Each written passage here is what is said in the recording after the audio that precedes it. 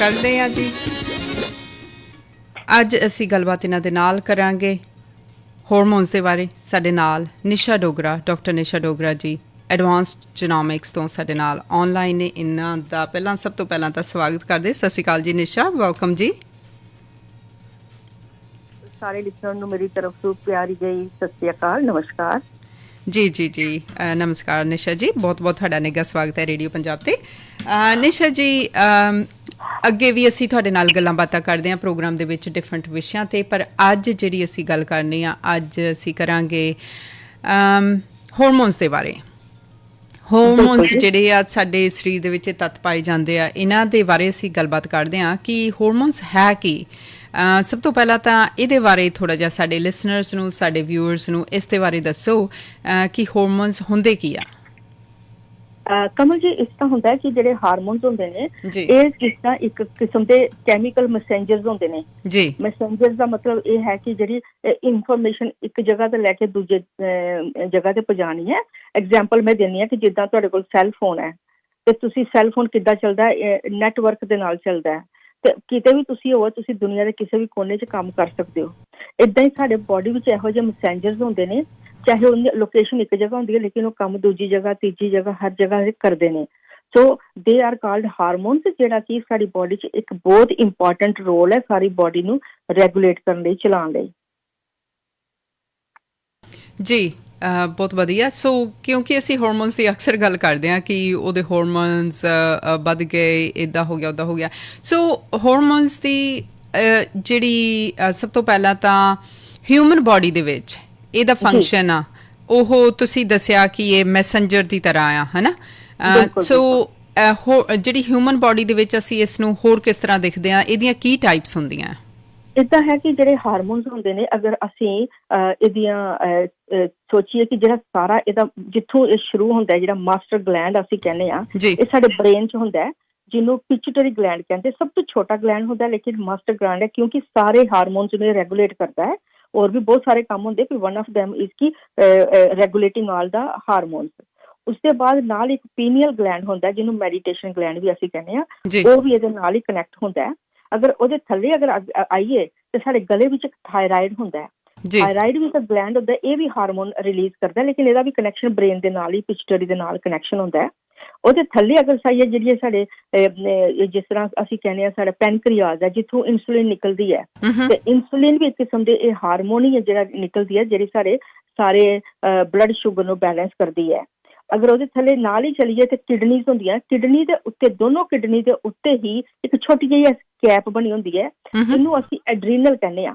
ਤੇ ਉਹ ਐਡਰੀਨਲ ਵੀ ਇੱਕ ਗਲੈਂਡ ਹੁੰਦਾ ਹੈ ਜਿਹੜਾ ਕਿ ਹਾਰਮੋਨ ਰਿਲੀਜ਼ ਕਰਦਾ ਹੈ। ਸੋ ਹੁਣ ਤੁਸੀਂ ਦੇਖੋ ਕਿ ਬਾਕੀ ਮੇਲ ਤੇ ਫੀਮੇਲ ਆਰਗਨ ਦੇ ਅਲੱਗ-ਅਲੱਗ ਹੁੰਦੇ, ਜਿੱਦਾਂ ਓਵਰੀਜ਼ ਹੋ ਗਈਆਂ, ਐਸਟ੍ਰੋਜਨ ਰਿਲੀਜ਼ ਹੁੰਦੇ ਨੇ, ਜੈਂਟਸ ਵਿੱਚ ਟੈਸਟੋਸਟਰੋਨ ਰਿਲੀਜ਼ ਹੁੰਦੇ ਨੇ ਜ਼ਿਆਦਾ ਮਾਤਰਾ 'ਚ। ਅਗਰ ਏਜ ਵੀ ਇੰਬੈਲੈਂਸ ਹੋ ਜਾਏ ਤਾਂ ਸਾਡੀ ਬੋਡੀ 'ਚ ਪ੍ਰੋਬਲਮਸ ਆਉਂਦੀਆਂ ਨੇ। ਤੇ ਜਿਹੜੀ ਜ਼ਿਆਦਾਤਰ ਜਿਹੜੀ ਸਾਨੂੰ ਪ੍ਰੋਬਲਮਸ ਆਉਂਦੀਆਂ ਨੇ, ਲੇਡੀਜ਼ ਨੂੰ ਆਉਂਦੀਆਂ ਨੇ, ਜ਼ਿਆਦਾ ਐਸਟ੍ਰੋਜਨ ਦੇ ਵੱਧਦਾ ਘਟਦਾ ਹੈ ਜਾਂ ਇੰਬੈਲੈਂਸ ਹੋ ਜਾਂਦਾ ਜਾਂ ਹੋਰ ਚੀਜ਼ਾਂ ਹੁੰਦੀਆਂ ਨੇ, ਉਹਦੇ ਨਾਲ ਹੋ ਜਾਂਦਾ ਹੈ। ਤੇ ਇਹ ਜਿਹੜੇ ਚਾਹੇ ਐਸਟ੍ਰੋਜਨਸ ਨੇ, ਚਾਹੇ ਟੈਸਟੋਸਟਰੋਨਸ ਨੇ, ਇਨਸੂਲਿਨ ਹੈ, ਥਾਇਰਾਇਡ ਹੈ, ਜਾਂ ਐਡਰੀਨਲ ਅਪਰ ਜਿਹੜਾ ਹੁੰਦਾ ਹੈ, ਉਹਨੂੰ ਸਟ੍ਰੈਸ ਹਾਰਮੋਨ ਵੀ ਕਹਿੰਦੇ, ਕਾਰਟੀਸੋਲ, ਜਾਂ ਇੱਕ ਜਿਹੜਾ ਫੈਟ ਮਾਲੀਕੂਲ ਹੁੰਦਾ ਉਹਨੂੰ ਲੈਕਟਿਨ ਕਹਿੰਦੇ ਨੇ। ਇਹ ਸਾਰੇ ਹਾਰਮੋਨ ਜਿਹੜੇ ਨੇ ਇਹ ਇੱਕ ਦੂਜੇ ਨਾਲ ਕਮਿਊਨੀਕੇਟ ਵੀ ਕਰਦੇ ਨੇ। ਔਰ ਇਹ ਵੀ ਹੈ ਕਿ ਜਿਹੜੇ ਸਾਡੀ ਲਾਈਫ ਵਿੱਚ ਬਦਲਾਅ ਜਾਂ ਅਲੱਗ-ਅਲੱਗ ਲਾਈਫ ਦੀ ਚੇਂਜਿਸ ਆਉਂਦੀਆਂ ਨੇ, ਜਾਂ ਸਾਨੂੰ ਸਟ੍ਰੈਸ ਹੋ ਜਾਂਦੀ ਹੈ, ਜਾਂ ਸਾਡੇ ਖਾਣੇ ਪੀਣੇ ਦੀ ਚੇਂਜਿਸ ਆਉਂਦੀਆਂ ਨੇ, ਕੁਛ ਵੀ ਹੁੰਦਾ ਹੈ, ਅਸੀਂ ਇਹਨਾਂ ਦੇ ਹਾਰਮੋਨ ਦੇ ਉੱਤੇ ਅਸਰ ਪੈਂਦਾ। ਲੇਕਿਨ ਇੱਕ ਦੇ ਅੰਦਰ ਅਗਰ ਪੈਂਦਾ ਤੇ ਦੂਜੇ ਤੀਜੇ ਤੇ ਉੱਤੇ ਵੀ ਸਾਰੀ ਸਾਡੀ ਬੋਡੀ 'ਚ ਹੀ ਇਹ ਸਾਡੇ ਇਫੈਕਟ ਪੈਂਦਾ, ਜਿਹਨੂੰ ਅਸੀਂ ਹਾਰਮੋਨ ਇੰਬੈਲੈਂਸ ਕਹਿੰਦੇ ਹਾਂ। ਅੱਛਾ ਜੀ। ਤੇ ਅਗਰ ਅਸੀਂ ਕੋਸ਼ਿਸ਼ ਕਰੀਏ ਕਮਲ ਜੀ, ਦੇਖੀਏ, ਅਗਰ ਮੈਂ ਸਭ ਤੋਂ ਪਹਿਲੇ ਇੱਕ ਜਿਹੜਾ ਅਸੀਂ ਡਾਈਜੈਸ਼ਨ ਤੋਂ ਸ਼ੁਰੂ ਕਰਨੇ, ਕਿਉਂਕਿ ਖਾਣੇ ਪੀਣੇ ਵਿੱਚ ਸਾਡੇ ਬਹੁਤ ਕਰਦੇ ਨੇ, ਕਿ ਅਗਰ ਮੈਂ ਐਗਜ਼ਾਮਪਲ ਕਰਾਂ ਕਿ ਬਾਹਰੋਂ ਕਿੱਦਾਂ ਸਾਡੀ ਬੋਡੀ 'ਚ ਹਾਰਮੋਨ ਇੰਬੈਲੈਂਸ ਕਿੱਦਾਂ ਹੁੰਦੇ ਨੇ। ਜਿੱਦਾਂ ਅਸੀਂ ਦੇਖੀਏ ਕਮਲ ਜੀ ਕਿ ਅਸੀਂ ਖਾਣਾ ਪੀਣਾ ਖਾਂਦੇ ਹਾਂ, ਤੇ ਇਹ ਵੀ ਤੁਸੀਂ ਦੇਖ ਲਿਆ ਕਿ ਹਰ ਕੋਈ ਸੇਮ ਤਰ੍ਹਾਂ ਦੇ ਖਾਣੇ ਵੀ ਨਹੀਂ ਖਾਂਦੇ ਹਨ। ਖਾਣੇ ਦੀ ਇੱਕ ਘਰ ਵਿੱਚ ਵੀ ਹਰ ਕੋਈ ਅਲੱਗ-ਅਲੱਗ ਤਰ੍ਹਾਂ ਦੇ ਖਾਣੇ ਖਾਂਦੇ ਨੇ, ਆਪਣੀ ਪਰਸਨਲ ਚੋਇਸਿਸ ਦੇ ਹਿਸਾਬ ਨਾਲ। ਜਿੱਦਾਂ ਪਹਿਲੇ ਅਸੀਂ ਜੀਣੇ ਲਈ ਖਾਣਾ ਖਾਂਦੇ ਸੀ, ਤੇ ਅੱਜ ਕੱਲ੍ਹ ਅਸੀਂ ਖਾਣੇ ਲਈ ਜੀਨੇ ਅਸੀਂ ਕਹਿ ਸਕਨੇ ਆ ਜੀ। ਬਿਲਕੁਲ ਬਿਲਕੁਲ ਸਹੀ ਗੱਲ ਹੈ ਤੁਹਾਡੀ, ਕਿਉਂਕਿ ਸਾਰਾ ਦਿਨ ਖਾਣ ਦਾ ਹੀ ਦਿਮਾਗ ਤੇ ਹੁੰਦਾ ਕਿ ਸਵੇਰੇ ਬ੍ਰੇਕਫਾਸਟ ਖਾ ਲਿਆ ਤੇ ਲੰਚ ਕੀ ਖਾਣਾ, ਲੰਚ ਖਾ ਲਿਆ ਤੇ ਅੱਜ ਡਿਨਰ ਕੀ ਬਣਾਉਣਾ ਖਾਣਾ। ਰਾਈਟ, ਤੁਹਾਡੀ ਗੱਲ ਸਹੀ ਹੈ। ਇਸ ਤਰ੍ਹਾਂ ਲੱਗਦਾ ਕਿ ਖਾਣ ਲਈ ਅਸੀਂ ਜੀ ਰਹੇ ਹਾਂ ਜੀ। ਔਰ ਮੈਂ ਇਹ ਵੀ ਗੱਲ ਦੇਖੀ ਹੈ ਕਿ ਪੁਰਾਣੇ ਜ਼ਮਾਨੇ 'ਚ 100 ਸਾਲ ਪਹਿਲੇ ਦੀ ਮੈਂ ਅਗਰ ਗੱਲ ਕਰਾਂ ਤੇ ਮੈਂ ਅਗਰ ਖਾਣੇ ਦੀ ਤੇ ਹੈ ਹੀ ਹੈ, ਪਰ 100 ਸਾਲ ਪਹਿਲੇ ਅਸੀਂ ਗੱਲ ਕਰੀਏ ਤੇ ਮੈਂ ਲੇਡੀਜ਼ ਵਾਸਤੇ ਦੇਖਦੀ ਪਈ ਸੀ, ਮੈਂ ਰਿਸਰਚ ਕਰਦੀ ਪਈ ਸੀ ਕਿ ਕਹਿੰਦੇ ਸੀ ਕਿ ਲੇਡੀਜ਼ ਜਿਹੜੀਆਂ ਜਦੋਂ ਮੈਂਸਟਰੁਅਲ ਸਾਈਕਲ ਉਹਨਾਂ ਦੇ ਸਟਾਰਟ ਹੁੰਦੇ ਸੀ 18 ਸਾਲ ਵਿੱਚ ਹੁੰਦੇ ਸੀ ਜੀ, ਕਿ 18 ਸਾਲ ਦੇ ਰਿਲੇਟਡ ਹੀ ਉਦੋਂ ਮੈਂਸਟਰੁਅਲ ਸਾਈਕਲ ਸਟਾਰਟ ਹੁੰਦੇ ਸੀ।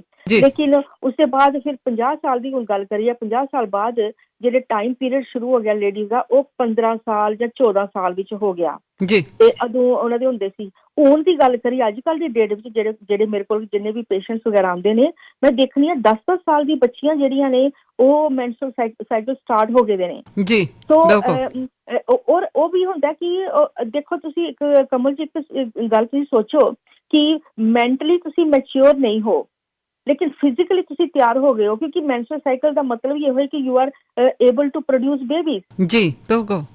ਤੇ 18 ਸਾਲ ਮਤਲਬ ਹੁੰਦਾ ਸੀ ਉਦੋਂ ਮੈਚਿਓਰ ਇਨਫ ਹੁੰਦੇ ਸੀ ਕਿ ਤੁਸੀਂ ਮੈਂਟਲੀ ਵੀ ਤੇ ਫਿਜ਼ੀਕਲੀ ਵੀ ਤੁਸੀਂ ਮੈਚਿਓਰ ਹੋ ਜਾਂਦੇ ਹੋ ਕਿ you can easily go for the next life ਦਾ ਜਿਹੜਾ ਸਾਈਕਲ ਹੁੰਦਾ ਕਿ ਤੁਸੀਂ ਬੇਬੀ ਪ੍ਰੋਡਿਊਸ ਕਰ ਸਕਦੇ ਹੋ।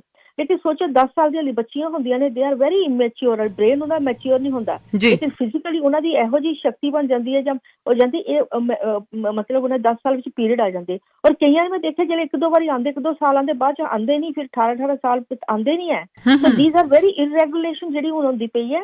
ਤੇ ਮੈਂ ਇਹ ਵੀ ਦੱਸਣੀ ਕਿ ਖਾਣੇ ਪੀਣੇ ਦਾ ਬਹੁਤ ਜ਼ਿਆਦਾ ਹੀ ਰੋਲ ਹੈ ਅੱਜ ਕੱਲ੍ਹ ਦੇ ਟਾਈਮ ਵਿੱਚ, ਜਿਹੜੇ ਕਿ ਇਹ ਫਾਸਟ ਫੂਡ ਚਲੇ ਦੇ ਨੇ, ਜਾਂ ਫਿਰ ਅਸੀਂ ਮੀਟ ਪ੍ਰੋਡਕਸ਼ਨ ਬਹੁਤ ਜ਼ਿਆਦਾ ਹੁੰਦੀ ਹੈ ਤੇ ਮੀਟ ਦਾ ਯੂਜ਼ ਵੀ ਅਸੀਂ ਬਹੁਤ ਜ਼ਿਆਦਾ ਕਰਨੇ ਆ, ਤੇ ਜਾਂ ਹੁਣ ਡੇਅਰੀ ਦੇ ਵੀ ਕਿੰਨੀਆਂ ਫਾਰਮਸ ਹੋ ਗਈਆਂ ਨੇ। ਪਹਿਲੇ ਜਿਹੜੇ ਘਰਾਂ 'ਚ ਹੀ ਦੁੱਧ ਹੁੰਦਾ ਸੀ ਉਹਦਾ ਹੀ ਕੋਈ ਮੱਖਣ ਬਣਾ ਲਿਆ, ਘਿਓ ਬਣਾ ਲਿਆ, ਜਾਂ ਉਹਦੀ ਦਹੀਂ ਖਾ ਲੈਂਦੇ ਸੀ। ਹੁਣ ਤੁਸੀਂ ਅਗਰ ਮਾਰਕੀਟ 'ਚ ਵੀ ਜਾਓ ਕਮਲ ਜੀ, ਦੇਖੋ ਤੇ ਕਿੰਨੀ ਵੈਰਾਈਟੀ ਦੇ ਤੁਹਾਨੂੰ ਯੋਗਰਟ ਹੀ ਮਿਲ ਜਾਣਗੇ ਜੀ। ਬਿਲਕੁਲ। ਕਿੰਨੀ ਵੈਰਾਈਟੀ ਦੇ ਤੁਹਾਨੂੰ ਪਨੀਰ ਵੀ ਮਿਲ ਜਾਂਦੇ ਨੇ, ਪ੍ਰੋਸੈਸਡ ਮਿਲ ਜਾਂਦੇ, ਮੋਜ਼ਰੇਲਾ ਕੀ, ਚੈਡਰ ਕੀ, ਉਹ ਕੀ, ਹੈ ਨਾ। ਤੇ ਇਸ ਤਰ੍ਹਾਂ ਹੀ ਅਗਰ ਮੀਟ ਵਿੱਚ ਦੇਖੀਏ ਤਾਂ ਮੀਟ ਵਿੱਚ ਵੀ ਕਿੰਨੀ ਵੈਰਾਈਟੀ ਹੋ ਗਈ ਹੈ ਜੀ। ਬਿਲਕੁਲ।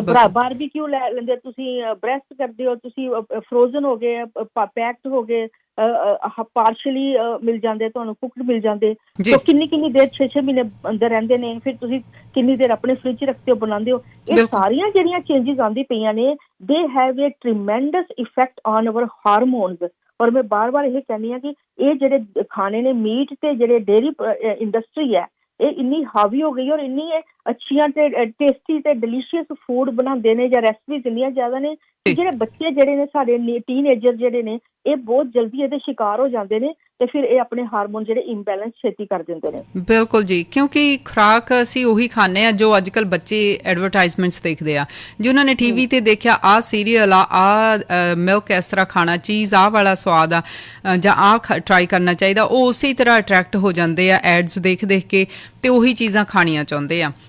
ਜਾਂ ਫਿਰ ਉਹਨਾਂ ਦੇ ਫਰੈਂਡਸ ਕੀ ਖਾ ਰਹੇ ਆ ਉਸ ਦੇ ਨਾਲ ਵੀ ਉਹਨਾਂ ਤੇ ਬਹੁਤ ਪ੍ਰਭਾਵ ਜਿਹੜਾ ਪੈਂਦਾ ਆ। ਤੇ ਨਿਸ਼ਾ ਜੀ, ਜੇ ਦੁੱਧ ਦੇ ਬਾਰੇ ਗੱਲ ਕਰੀਏ, ਕਿਉਂਕਿ ਦੁੱਧ ਜਿਹੜਾ ਆ, ਅਗਰ ਅਸੀਂ ਪੁਰਾਣੀ ਜਾਂ ਅੱਜ ਦੇ ਜ਼ਮਾਨੇ 'ਚ ਵੀ ਜਦੋਂ ਤੁਸੀਂ ਮੱਝਾਂ ਗਾਵਾਂ ਚੋਂਦੇ ਹੋ, ਦੁੱਧ ਤਾਜ਼ਾ ਦੁੱਧ ਹੁੰਦਾ ਆ, ਉਹਦੇ ਵਿੱਚ ਦੇਖੋ ਜੀ ਉਹ ਇੱਕ ਅੱਧਾ ਦਿਨ ਹੀ ਤੁਸੀਂ ਰੱਖ ਸਕਦੇ ਆ, ਭਾਵੇਂ ਫ੍ਰਿਜ 'ਚ ਵੀ ਰੱਖਣਾ ਤੁਸੀਂ ਇੱਕ ਦਿਨ ਹੀ ਰੱਖ ਸਕਦੇ ਹੁੰਦੇ ਆ, ਨੈਕਸਟ ਡੇ ਉਹਨੂੰ ਯੂਜ਼ ਕਰਨਾ ਹੀ ਪੈਂਦਾ, ਕਿਉਂਕਿ ਉਹਦੇ ਵਿੱਚ ਕੋਈ ਕੈਮੀਕਲਸ ਨਹੀਂ, ਕੋਈ ਕੁਛ ਨਹੀਂ ਪਾਇਆ ਹੁੰਦਾ, ਤੇ ਉਹ ਖਰਾਬ ਹੋ ਜਾਏਗਾ। ਤਾਜ਼ਾ ਆ, ਸ਼ੁੱਧ ਆ।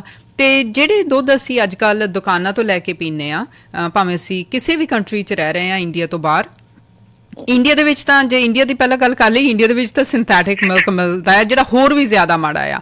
ਤੇ ਇਹਨਾਂ ਕੰਟਰੀਜ਼ ਦੇ ਵਿੱਚ ਦੇਖੀਏ ਤੇ ਉਹਨਾਂ ਦੇ ਵਿੱਚ ਹਾਰਮੋਨਸ ਬਹੁਤ ਪਾਏ ਹੁੰਦੇ ਆ, ਜਿਹਦੇ ਕਰਕੇ ਅੱਜ ਕੱਲ੍ਹ ਬੱਚੇ ਦੁੱਧ ਤਾਂ ਪੀਂਦੇ ਹੀ ਆ, ਕਈ ਬੱਚੇ ਦਿਨ ਦੇ ਵਿੱਚ 2-3 ਵਾਰ ਦੁੱਧ ਪੀ ਲੈਂਦੇ ਆ, ਕਈ ਬੱਚੇ ਲੀਟਰ ਦੁੱਧ ਪੀ ਲੈਂਦੇ ਆ। ਸੋ ਇਹ ਜਿਹੜੇ ਹਾਰਮੋਨਸ ਇੰਨੇ ਜ਼ਿਆਦਾ ਪਾਏ ਹੁੰਦੇ ਆ, ਉਹਨਾਂ ਦਾ ਅਸਰ ਸਰੀਰਾਂ ਤੇ ਹੈ।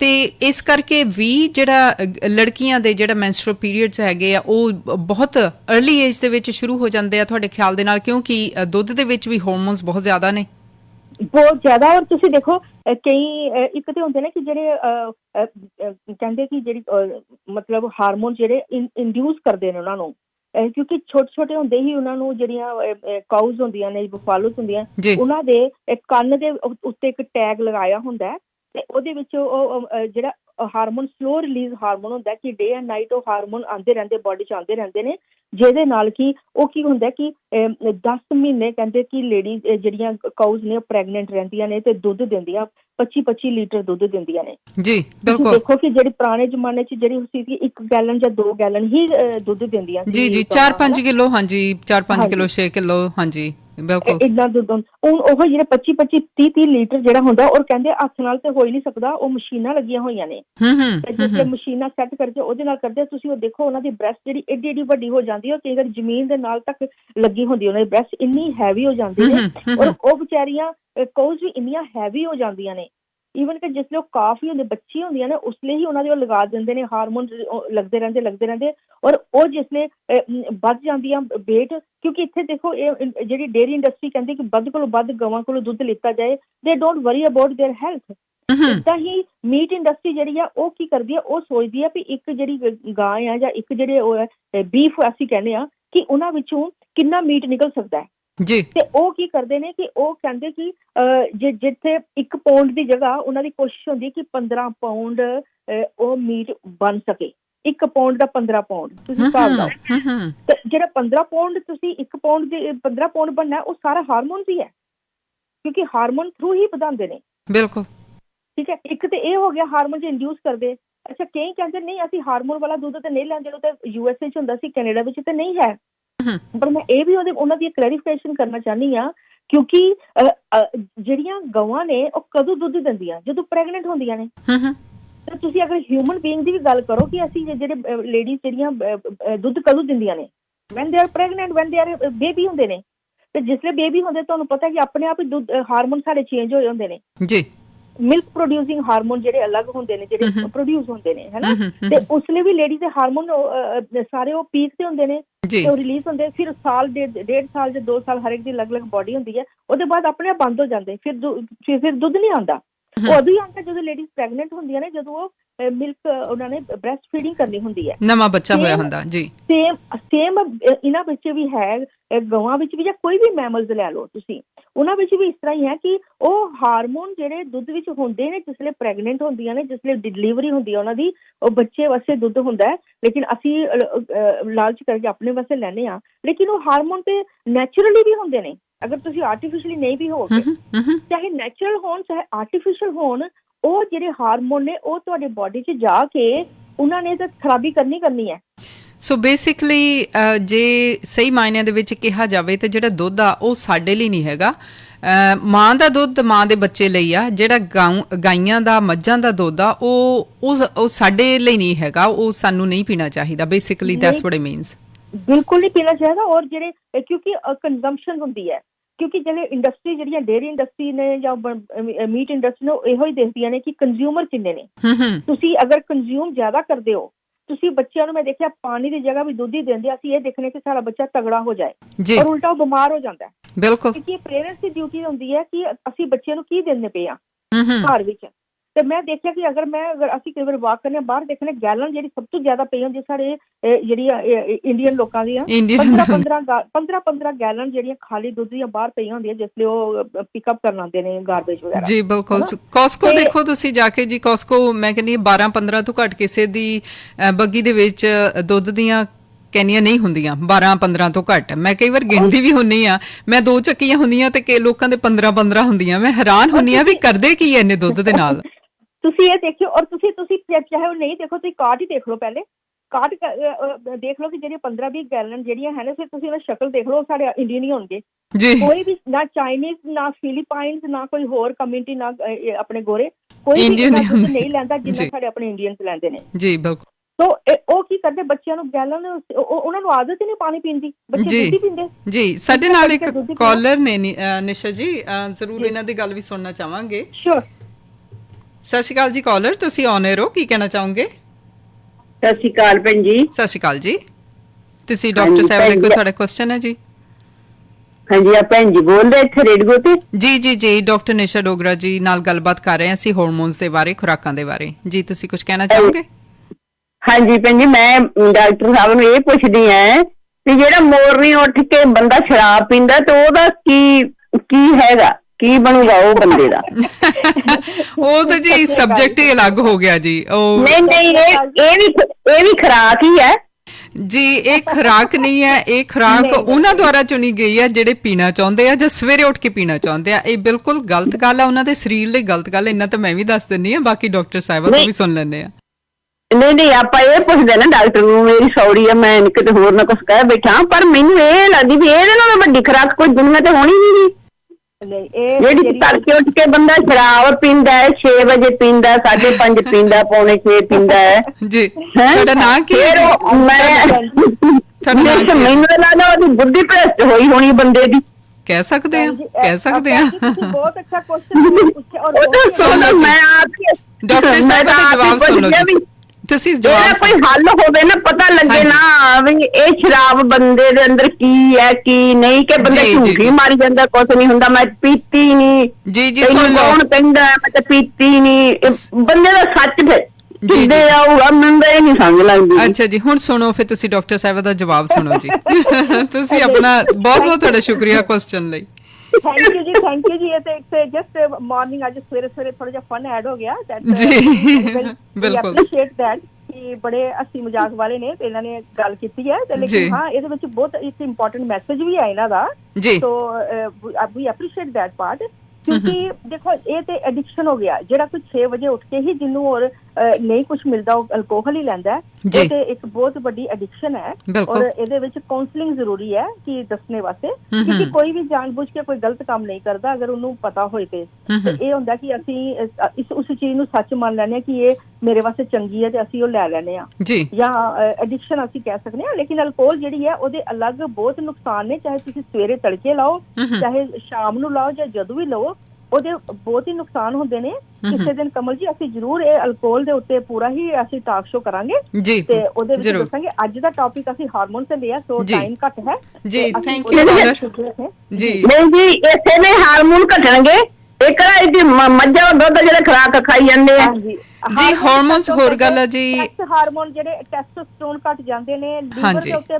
ਦੇਖੋ ਇਹ ਤਾਂ ਸਾਰਿਆਂ ਨੂੰ ਪਤਾ ਅਲਕੋਹਲ ਦਾ ਇਫੈਕਟ ਲੀਵਰ ਦੇ ਉੱਤੇ ਹੁੰਦਾ ਹੀ ਹੈ ਤੇ ਲੀਵਰ ਜਿਹੜਾ ਹੈ ਸਾਰਾ ਸਟੋਰ ਕਰਦਾ ਸਾਰੇ ਬੋਡੀ ਦੇ ਜਿਹੜੇ ਵੀ ਕੈਮੀਕਲਸ ਨੇ ਜਾਂ ਜਿਹੜੇ ਵੀ ਹਾਰਮੋਨਸ ਨੇ ਲੀਵਰ ਦੇ ਥਰੂ ਹੀ ਜਾਂਦੇ ਨੇ। ਤੇ ਡੈਫੀਨੇਟਲੀ ਉਹਨਾਂ ਨੂੰ ਲੀਵਰ ਦੀ ਪ੍ਰੋਬਲਮ ਵੀ ਹੋਏਗੀ, ਲੇਕਿਨ ਹਾਂ ਉਹਨਾਂ ਦੇ ਜਿਹੜੇ ਟੈਸਟੋਸਟੇਰੋਨਸ ਨੇ ਉਹ ਘਟਣਗੇ। ਟੈਸਟੋਸਟੇਰੋਨ ਘਟਦੇ ਨੇ ਤੇ ਹਾਰਟ ਅਟੈਕ ਦਾ ਰਿਸਕ ਵੱਧ ਜਾਂਦਾ। ਮੈਂ ਤੁਹਾਨੂੰ ਇਹ ਦੱਸ ਦਿੰਦੀ ਹਾਂ ਜ਼ਰੂਰ ਜੀ ਜੀ। ਜਿਹੜੇ ਅਲਕੋਹਲ ਜਾਂਦੇ ਉਹਨਾਂ ਨੂੰ ਹਾਰਟ ਅਟੈਕ ਦਾ ਰਿਸਕ ਜ਼ਿਆਦਾ ਹੁੰਦਾ, ਸਟ੍ਰੋਕ ਦਾ ਰਿਸਕ ਜ਼ਿਆਦਾ ਹੁੰਦਾ ਤੇ ਜਿਹੜੀ ਆਦਮੀ ਦੀ ਸ਼ਕਤੀ ਹੈ, ਮਰਦਾਨਾ ਸ਼ਕਤੀ ਹੈ, ਉਹ ਵੀ ਘਟ ਜਾਂਦੀ ਹੈ। ਜੀ ਜੀ, ਬਹੁਤ ਬਹੁਤ ਸ਼ੁਕਰੀਆ ਜੀ ਕਾਲਰ। ਉਹਨਾਂ ਨੂੰ ਪਤਾ ਲੱਗ ਜਾਏਗਾ ਕਿ ਇਹ ਖਰਾਬ ਹੈ, ਠੀਕ ਨਹੀਂ ਗੱਲ ਹੈ। ਬਿਲਕੁਲ ਸਹੀ ਗੱਲ ਹੈ ਨਿਸ਼ਾ ਜੀ। ਥੈਂਕ ਯੂ ਜੀ ਪ੍ਰੋਗਰਾਮ ਇਸ ਤੇ ਕਰਿਓ ਜਰੂਰ ਜੀ, ਜਰੂਰ। ਥੈਂਕ ਯੂ ਜੀ ਕਾਲਰ, ਬਹੁਤ ਬਹੁਤ ਤੁਹਾਡਾ ਸ਼ੁਕਰੀਆ। ਬਹੁਤ ਵਧੀਆ ਵੈਸੇ ਕੁਐਸਚਨ ਸੀ ਇਹਨਾਂ ਦੇ, ਜਿਸ ਤਰ੍ਹਾਂ ਡਾਕਟਰ ਨਿਸ਼ਾ ਡੋਗਰਾ ਜੀ ਨੇ ਬਹੁਤ ਵਧੀਆ ਢੰਗ ਨਾਲ ਐਕਸਪਲੇਨ ਕੀਤਾ ਕਿ ਜਿਹੜੀ ਸ਼ਰਾਬ ਦੇ ਨਾਲ ਵੀ ਤੁਹਾਡੇ ਸਰੀਰ ਦੇ ਵਿੱਚ ਬਹੁਤ ਸਾਰੀਆਂ ਖਰਾਬੀਆਂ ਹੁੰਦੀਆਂ। ਜਿਸ ਤਰ੍ਹਾਂ ਅਸੀਂ ਗੱਲ ਕਰਦੇ ਹਾਂ ਹਾਰਮੋਨਸ ਦੀ ਗੱਲ ਕਰ ਰਹੇ ਹਾਂ ਅੱਜ, ਹਾਰਮੋਨਸ ਦਾ ਬੈਲੈਂਸ ਰੱਖਣਾ ਬਹੁਤ ਹੀ ਜ਼ਿਆਦਾ ਜ਼ਰੂਰੀ ਆ। ਸੋ ਸ਼ਰਾਬ ਤੇ ਅਸੀਂ ਦੋਸਤੋ ਫਿਰ ਕਿਸੇ ਦਿਨ ਜ਼ਰੂਰ ਗੱਲਬਾਤ ਕਰਾਂਗੇ, ਪਰ ਅੱਜ ਹਾਰਮੋਨਸ ਦੇ ਬਾਰੇ ਜਾਣ ਲੈਂਦੇ ਹਾਂ। ਸੋ ਨਿਸ਼ਾ ਜੀ, ਹਾਰਮੋਨਸ ਦੀ ਗੱਲ ਕਰਦੇ ਹਾਂ ਤਾਂ ਔਰਤਾਂ ਦੇ ਸਰੀਰ ਦੀ ਗੱਲ ਕਰਦੇ ਹਾਂ ਤਾਂ ਔਰਤਾਂ ਦੇ ਸਰੀਰ ਦੇ ਵਿੱਚ ਕਿੰਨੀ ਤਰ੍ਹਾਂ ਦੇ ਹਾਰਮੋਨਸ ਹੁੰਦੇ ਆ, ਕਿਉਂਕਿ ਇਹਦੀਆਂ ਟਾਈਪਸ ਹੋ ਗਈਆਂ। ਹਾਂਜੀ, ਇੱਕ ਤੇ ਕਾਮਨ ਹਾਰਮੋਨਸ ਹੁੰਦੇ ਜਿਹੜੇ ਮੇਲ ਤੇ ਫੀਮੇਲ ਚ ਦੋਨਾਂ ਚ ਹੁੰਦੇ ਨੇ। ਜਿੱਦਾਂ ਮੈਂ ਕਿਹਾ ਇਨਸੂਲਿਨ ਹੈ, ਹਾਰਮੋਨ ਹੈ, ਜਾਂ ਸਾਡੇ ਥਾਇਰਾਇਡ ਦਾ ਹਾਰਮੋਨ ਹੈ, ਮੇਲ ਫੀਮੇਲ ਚ ਦੋਨੋਂ ਚ ਹੁੰਦਾ ਹੈ। ਕੋਰਟੀਸੋਲ ਹੋ ਗਿਆ ਜਿਹੜਾ ਸਟ੍ਰੈਸ ਹਾਰਮੋਨ, ਜਿਹੜੇ ਐਡਰੀਨਲ ਵਿੱਚੋਂ ਨਿਕਲਦਾ, ਉਹ ਵੀ ਦੋਨਾਂ ਵਿੱਚ ਹੋ ਜਾਂਦਾ ਹੈ। ਲੇਕਿਨ ਹਾਂ ਅਲੱਗ ਜਿਹੜੇ ਨੇ ਲੇਡੀਜ਼ ਵਿੱਚ ਐਸਟ੍ਰੋਜਨ ਹੁੰਦੇ ਨੇ, ਜਿਹੜੇ ਕਿ ਬਹੁਤ ਹੀ ਅਲੱਗ-ਅਲੱਗ ਸਟੇਜ ਤੇ ਅਲੱਗ-ਅਲੱਗ ਹੁੰਦੇ ਨੇ। ਜਿਸ ਤਰ੍ਹਾਂ ਕਿ ਸ਼ੁਰੂ ਵਿੱਚ ਅਸੀਂ ਕਵਾਂਗੇ ਜਿਹੜੀਆਂ ਕਿ ਚਾਈਲਡ ਬੀਅਰਿੰਗ ਏਜ ਹੁੰਦੀ ਹੈ, ਜਿਹੜੀ ਬੱਚਿਆਂ ਦੀ ਹੁੰਦੀ, ਉਹਨੂੰ ਐਸਟਰਾਡਾਇਓਲ ਕਹਿੰਦੇ ਨੇ। ਉਸ ਲਈ ਜਿਹੜੀ ਲੇਡੀਜ਼ ਵਿੱਚ ਐਸਟਰਾਡਾਇਓਲ ਹਾਰਮੋਨ ਜਿਹੜਾ ਬਹੁਤ ਜ਼ਿਆਦਾ ਹੁੰਦਾ ਹੈ। ਪਰ ਇਹਦੇ ਵਿੱਚ ਵੀ ਮੈਂ ਦੱਸਾਂ ਕਿ ਜਿਹੜੇ ਲੋਕ ਬਰਥ ਕੰਟਰੋਲ ਪਿਲਸ ਲੈਂਦੇ ਨੇ ਉਹਦੇ ਨਾਲ ਵੀ ਇਹ ਇੰਬੈਲੈਂਸ ਹੋ ਜਾਂਦੇ ਨੇ ਐਸਟਰਾਡਾਇਓਲ। ਦੂਜੀ ਸਟੇਜ ਆ ਜਾਂਦੀ ਹੈ ਜਿਸ ਲਈ ਲੇਡੀਜ਼ ਜਿਹੜੀਆਂ ਨੇ ਤੁਸੀਂ ਕਹੋਗੇ ਕਿ ਪ੍ਰੈਗਨੈਂਟ ਹੋ ਜਾਂਦੀਆਂ। ਇੱਕ ਤਾਂ ਚਾਈਲਡ ਬੀਅਰਿੰਗ ਏਜ ਹੁੰਦੀ ਹੈ ਨਾ, ਜਿਸ ਅਸੀਂ ਮੈਂ ਕਿਹਾ 14 ਸਾਲ ਕੋਲ ਲੈ ਕੇ ਕਿਸੇ ਵੀ ਏਜ ਵਿੱਚ ਹੋ ਸਕਦੇ ਨੇ ਨਾ। ਪਰ ਇਹ ਹੈ ਕਿ ਜਦੋਂ ਤੁਹਾਡੀ ਮੈਰਿਜ ਹੋਏਗੀ ਜਾਂ ਜਦੋਂ ਤੁਸੀਂ ਬੇਬੀ ਪ੍ਰੋਡਿਊਸ ਕਰੋਗੇ ਉਹ ਅਲੱਗ ਹਾਰਮੋਨ ਰਿਲੀਜ਼ ਹੁੰਦੇ, ਜਿਸ ਲਈ ਤੁਸੀਂ ਬੇਬੀ ਪ੍ਰੋਡਿਊਸਿੰਗ ਪ੍ਰੈਗਨੈਂਸੀ ਹੋ ਜਾਂਦੀ ਤੁਹਾਨੂੰ, ਹੈ ਨਾ। ਉਸ ਲਈ ਐਸਟਰਾਇਓਲ ਜ਼ਿਆਦਾ ਹੁੰਦੇ ਨੇ। ਲੇਕਿਨ ਜਿਸ ਲਈ ਉਹਦੇ ਵਿੱਚ ਕੀ ਹੁੰਦਾ, ਉਹ ਐਸਟਰਾਇਲ ਜਿਹੜੇ ਜ਼ਿਆਦਾ ਹੁੰਦੇ ਨੇ ਅਗਰ ਸਾਡੀ ਬੋਡੀ ਚੋਂ ਪ੍ਰੋਟੈਕਟ ਕਰਦੇ ਨੇ, ਲੇਕਿਨ ਇਹਦੇ ਨਾਲ ਹੀ ਸਾਡੇ ਨਾਲ ਜਿਹੜੀ ਹੈ ਐਂਟੀ ਇਨਫਲੇਮੇਟਰੀ ਵੀ ਹੁੰਦੇ ਨੇ, ਐਂਟੀ ਕੈਂਸਰ ਵੀ ਹੁੰਦੇ ਨੇ। ਜੀ। ਲੇਕਿਨ ਜੇ ਇਹ ਘਟ ਜਾਂਦੇ ਨੇ ਜਿਨ੍ਹਾਂ ਵਿੱਚ ਇਸ ਏਜ ਵਿੱਚ, ਤੇ ਕੈਂਸਰ ਜਾਂ ਇਨਫਲੇਮੇਸ਼ਨ ਬੋਡੀ 'ਚ ਜ਼ਿਆਦਾ ਹੋ ਜਾਂਦੀ ਹੈ, ਇੰਬੈਲੈਂਸ ਹੋ ਜਾਣਾ। ਉਹਦੇ ਬਾਅਦ ਥਰਡ ਸਟੇਜ ਆਉਂਦੀ ਜਿਹੜੇ ਮੀਨੋਪਾਜ਼ ਸਟੇਜ ਹੁੰਦੀ ਹੈ, ਜਿਸ ਤੇ ਅਸੀਂ ਕਹਿੰਦੇ 40-45 ਸਾਲ ਦੇ ਬਾਅਦ ਜਿਹੜੇ ਮੀਨੋਪਾਜ਼ ਸਟੇਜ ਹੁੰਦੀ ਹੈ, ਉਸ ਵੇਲੇ ਸਾਡੀ ਬੋਡੀ 'ਚ ਐਸਟਰੋਨ ਜਿਹੜੇ ਨੇ ਉਹ ਜ਼ਿਆਦਾ ਹੋ ਜਾਂਦੇ ਨੇ। ਪਰ ਉਸ ਵੇਲੇ ਜਿਹੜੀ ਹੈ ਮੀਨੋਪਾਜ਼ ਦੇ ਬਾਅਦ ਇਹ ਹਾਰਮੋਨ ਜ਼ਿਆਦਾ ਰਿਲੀਜ਼ ਹੁੰਦੇ ਨੇ, ਤੇ ਇਸ ਲਈ ਕੈਂਸਰ ਦਾ ਰੇਟ ਥੋੜਾ ਘਟ ਜਾਂਦਾ ਹੈ। ਲੇਕਿਨ ਜਿਹੜੀ ਸਭ ਤੋਂ ਜਿਹੜੀ ਕ੍ਰੂਸ਼ੀਅਲ ਸਟੇਜ ਹੁੰਦੀ ਹੈ ਉਹ 14 ਸਾਲ ਤੋਂ ਲੈ ਕੇ ਜਿਹੜੀ 50 ਸਾਲ ਦੀ ਏਜ ਹੈ, ਇਹਦੇ ਵਿੱਚ ਬਹੁਤ ਹੀ ਆਪਣਾ ਧਿਆਨ ਰੱਖਣਾ ਜ਼ਰੂਰੀ ਹੈ, ਕਿਉਂਕਿ ਇਸ ਲਈ ਹਾਰਮੋਨ ਸਾਡੇ ਪੀਕ ਤੇ ਹੁੰਦੇ ਨੇ ਔਰ ਇੰਬੈਲੈਂਸ ਬਹੁਤ ਛੇਤੀ ਹੋ ਜਾਂਦੇ ਨੇ। ਤੇ ਮੈਂ ਇਹ ਵੀ ਦੱਸਾਂਗੀ ਜਿਹੜੇ ਲੋਕੀ ਮੀਟ ਖਾਣੇ ਅਲੱਗ ਕੈਟੇਗਰੀ, ਕਿਉਂਕਿ ਬਹੁਤ ਸਾਰੇ ਲੋਕ ਵੈਜੀਟੇਰੀਅਨ ਵੀ ਹੁੰਦੇ ਨੇ। ਮੀਟ ਖਾਣੇ ਵਾਲੇ ਵਾਸਤੇ ਤੇ ਹੈ ਕਿ ਮੈਂ ਦੱਸਿਆ ਕਿ ਹਾਰਮੋਨ ਬਹੁਤ ਛੇਤੀ ਇੰਬੈਲੈਂਸ ਹੋ ਜਾਂਦੇ, ਕਿਉਂਕਿ ਮੀਟ ਦੇ ਜਿਹੜੇ, ਚਾਹੇ ਤੁਸੀਂ ਬੀਫ ਖਾਂਦੇ ਹੋ, ਚਾਹੇ ਤੁਸੀਂ ਚਿਕਨ ਖਾਂਦੇ ਹੋ, ਟਰਕੀ ਖਾਂਦੇ ਹੋ, ਐਗਜ਼ ਲੈਂਦੇ ਹੋ, ਜਾਂ ਤੁਸੀਂ ਕੋਈ ਵੀ ਕਿਸੇ ਤਰ੍ਹਾਂ ਮੀਟ ਖਾਂਦੇ ਹੋ, ਉਹਨਾਂ ਦੇ ਹਾਰਮੋਨ ਤੁਹਾਡੀ ਬੋਡੀ 'ਚ ਜਾਂਦੇ ਹੀ ਨੇ ਔਰ ਛੇਤੀ ਤੁਹਾਡੀ ਬੋਡੀ ਨੂੰ ਖਰਾਬ ਕਰਦੇ, ਚਾਹੇ ਤੁਸੀਂ ਜੈਂਟਸ ਹੋ ਚਾਹੇ ਲੇਡੀਜ਼ ਹੋ। ਕਿਉਂਕਿ ਐਸਟ੍ਰੋਜਨ ਰਿਲੀਜ਼ ਹੁੰਦੇ ਹੀ ਹੁੰਦੇ ਨੇ, ਜਿਹੜੇ ਕਿ ਨਕਲੀ ਐਸਟ੍ਰੋਜਨ ਹੁੰਦੇ, ਜਿਹੜੇ ਮਿਮਿਕ ਕਰਦੇ, ਮਿਮਿਕ ਹੁੰਦੇ ਨੇ ਕਿ ਉਹ ਕਹਿੰਦੇ ਨੇ ਕਿ ਅਸੀਂ ਐਸਟ੍ਰੋਜਨ ਹਾਂ, ਲੇਕਿਨ ਐਸਟ੍ਰੋਜਨ ਹੁੰਦੇ ਨਹੀਂ। ਉਹਦੇ ਨਾਲ ਕੀ ਹੁੰਦਾ ਕਿ ਤੁਹਾਡੀ ਬੋਡੀ ਜਿਹੜੀ ਆਪਣੇ ਐਸਟ੍ਰੋਜਨ ਬਣਾਉਣਾ ਘੱਟ ਜਾਂਦੇ, ਕਿਉਂਕਿ ਜੈਸੇ ਦੇਖਦੇ ਕਿ ਸਾਡੇ ਸਾਰੇ ਐਸਟ੍ਰੋਜਨ ਸਾਡੇ ਬਲੱਡ 'ਚ ਫਲੋਟ ਕਰਦੇ ਪਏ ਨੇ, ਤੇ ਜਿਹੜੀ ਸਾਡੀ ਬੋਡੀ ਦੀ ਪ੍ਰੋਡਿਊਸਿੰਗ ਜਿਹੜੇ ਓਰੀਜਨਲ ਨੈਚੁਰਲ ਐਸਟ੍ਰੋਜਨ ਪ੍ਰੋਡਿਊਸ ਕਰਨੇ ਹੁੰਦੇ ਨੇ, ਜਿਨ੍ਹਾਂ ਦੇ ਸਾਰੇ ਕੰਮ ਕਰਨੇ ਹੁੰਦੇ ਨੇ, ਉਹ ਨਹੀਂ ਪ੍ਰੋਡਿਊਸ ਹੁੰਦੇ। ਜਿਹੜੇ ਨਕਲੀ ਵਾਲੇ ਨੇ ਉਹ ਸਾਡੇ ਬੋਡੀ ਨੂੰ ਖਰਾਬ ਕਰਦੇ ਨੇ। ਓਕੇ, ਕੀ ਖਰਾਬ ਕਰਦੇ ਨੇ? ਜਿਸ ਤਰ੍ਹਾਂ ਮੈਂ ਦੱਸਾਂ ਕਿ ਫਾਈਬਰਾਇਡ ਲੇਡੀਜ਼ ਨੂੰ ਬਹੁਤ ਜ਼ਿਆਦਾ ਹੋ ਜਾਂਦੇ ਨੇ, ਜਾਂ ਸਿਸਟਿਕ ਫਾਈਬਰੋਸਿਸ ਬਹੁਤ ਜ਼ਿਆਦਾ ਹੈ, ਜਿਹਦੇ ਵਿੱਚ ਕਈ ਵਾਰੀ ਬ੍ਰੈਸਟ ਵਿੱਚ ਵੀ ਸਿਸਟ ਹੋ ਜਾਂਦੀ ਹੈ, ਜਾਂ ਫਿਰ ਓਵਰੀ 'ਚ ਸਿਸਟ ਹੋ ਜਾਂਦੀ ਹੈ। ਇੱਕ ਹੁੰਦਾ ਪੋਲੀਸਿਸਟਿਕ ਓਵੇਰੀਅਨ ਸਿੰਡਰੋਮ ਹੋ ਜਾਂਦਾ ਬਹੁਤ ਜ਼ਿਆਦਾ। ਫਿਰ ਇੱਕ ਹੁੰਦਾ ਕਿ ਸਾਡੀ ਯੂਟਰਸ ਦੀ ਜਿਹੜੀ ਵਾਲ ਹੈ ਉਹ ਥਿਕ ਹੋਣਾ ਸ਼ੁਰੂ ਹੋ ਜਾਂਦੀ, ਜਿਹਨੂੰ ਅਸੀਂ ਐਂਡੋਮੀਟਰੀਓਸਿਸ ਕਹਿੰਦੇ ਹਾਂ। ਇਹ ਸਾਰੀਆਂ ਉਸ ਲਈ ਹੁੰਦੇ ਜਿਹੜੇ ਅਸੀਂ ਮੀਟ ਪ੍ਰੋਡਕਸ਼ਨ ਜ਼ਿਆਦਾ ਕਰਨੇ ਆ, ਮੀਟ ਦੀ ਕੰਜ਼ੰਪਸ਼ਨ ਜ਼ਿਆਦਾ ਕਰਨੇ ਆ, ਤੇ ਜਾਂ ਡੇਅਰੀ ਕੰਜ਼ੰਪਸ਼ਨ ਕਰਨੇ ਆ। ਕਿਉਂਕਿ ਚੀਜ਼ ਜਾਂ ਡੇਅਰੀ ਜਿਹੜੀ ਦੁੱਧ ਵਾਲੀ ਚੀਜ਼ਾਂ ਕੋਈ ਵੀ ਖਾਂਦੇ ਹੋ ਤੁਸੀਂ, ਮੱਖਣ ਹੈ, ਘਿਓ ਹੈ, ਲੱਸੀ ਹੈ, ਦਹੀਂ ਹੈ, ਕੁਛ ਵੀ ਚੀਜ਼ਾਂ ਤੁਸੀਂ ਡੇਅਰੀ ਵਾਲੀਆਂ ਜਿਹੜਾ ਦੁੱਧ ਹੀ ਤੁਸੀਂ ਪੀਂਦੇ ਹੋ, ਉਹਦੇ ਨਾਲ ਵੀ ਇਹ ਜਿਹੜੇ ਹਾਰਮੋਨ ਸਾਡੇ ਇੰਬੈਲੈਂਸ ਹੋ ਜਾਂਦੇ, ਕਿਉਂਕਿ ਨਕਲੀ ਐਸਟ੍ਰੋਜਨ ਰਿਲੀਜ਼ ਹੋ ਜਾਂਦੇ ਨੇ। ਇੱਥੇ ਮੈਂ ਕਮਲ ਜੀ ਇੱਕ ਹੋਰ ਚੀਜ਼ ਬਹੁਤ ਇੰਪੋਰਟੈਂਟ ਜਿਹੜੀ ਮੈਂ ਐਡ ਕਰਨਾ ਚਾਹੁੰਦੀ ਹਾਂ, ਉਹਦੇ ਵਿੱਚ ਇਹ ਹੈ ਕਿ ਜਿਸ ਲਈ ਸਾਡੀ ਬੋਡੀ 'ਚ ਨਕਲੀ ਐਸਟ੍ਰੋਜਨ ਆਉਂਦੇ ਨੇ, ਤੇ ਹੁਣ ਇਹ ਵੀ ਹੈ ਕਿ ਸਾਡੀ ਬੋਡੀ ਕੁਛ ਐਬਜ਼ੋਰਬ ਕਰ ਲੈਂਦੀ ਹੈ ਤੇ ਬਲੱਡ 'ਚ ਚਲੇ ਜਾਂਦੇ ਨੇ, ਤੇ ਜੇ ਬਲੱਡ 'ਚ ਸਰਕੂਲੇਟ ਹੁੰਦੇ ਨੇ ਐਸਟ੍ਰੋਜਨ, ਤੇ ਕਿਉਂਕਿ ਉਹ ਬਾਹਰ ਦੇ ਨਕਲੀ ਨੇ, ਉਹਨਾਂ ਦਾ ਕੋਈ ਕੰਮ ਨਹੀਂ ਕਰਨਾ, ਨੁਕਸਾਨ ਹੀ ਕਰਨਾ ਹੁੰਦਾ, ਤੇ ਸਾਡੀ ਬੋਡੀ ਜਿਹੜੀ ਹੈ ਉਹ ਚਾਹੁੰਦੀ ਹੈ ਕਿ ਇਹ ਬਾਹਰ ਨਿਕਲ ਜਾਣ, ਕਿਸੇ ਨਾ ਕਿਸੇ ਤਰੀਕੇ ਨਾਲ ਉਹਨੂੰ ਬਾਹਰ ਕੱਢਿਆ ਜਾਏ, ਜਿਹੜਾ ਸਾਡੀ ਬੋਡੀ ਦਾ ਪ੍ਰੋਟੈਕਸ਼ਨ ਮੈਕੈਨਿਜ਼ਮ ਹੁੰਦਾ ਹੈ। ਪਰ ਜਿਸ ਲਈ ਉਹ ਸਰਕੂਲੇਟ ਹੋ ਕੇ ਫਿਰ ਦੁਬਾਰਾ ਕੀ ਕਰਦੇ, ਸਾਡੀ ਲੀਵਰ 'ਚ ਆ ਜਾਂਦੇ, ਲੀਵਰ ਦੇ ਥਰੂ ਫਿਰ ਇੰਟੈਸਟਾਈਨ 'ਚ ਜਾਂਦੇ ਨੇ, ਤੇ ਤੁਹਾਨੂੰ ਪਤਾ ਇੰਟੈਸਟਾਈਨ ਦੇ ਥਰੂ, ਟਾਇਲਟ ਦੇ ਥਰੂ ਬਾਹਰ ਨਿਕਲਣੇ ਚਾਹੀਦੇ। ਲੇਕਿਨ ਉਹ ਲੋਕੀ ਜਿਹੜੇ ਫਾਈਬਰ ਵਾਲੀ ਚੀਜ਼ਾਂ ਘੱਟ ਖਾਂਦੇ ਨੇ, ਜਾਂ ਜਿਨ੍ਹਾਂ ਦੇ ਅੰਦਰ ਫਾਈਬਰ ਘੱਟ ਹੁੰਦੇ ਨੇ, ਤੇ ਉਹ ਕੀ ਕਰਦੇ ਨੇ, ਐਸਟ੍ਰੋਜਨ ਉਹਦੇ ਨਾਲ ਬਾਈਂਡ ਨਹੀਂ ਹੁੰਦੇ, ਕਿਉਂਕਿ ਐਸਟ੍ਰੋਜਨ ਹਮੇਸ਼ਾ ਫਾਈਬਰ ਦੇ ਨਾਲ ਬਾਈਂਡ ਹੋ ਕੇ ਹੀ ਟਾਇਲਟ ਦੇ ਥਰੂ ਬਾਹਰ ਨਿਕਲਣੇ ਚਾਹੀਦੇ।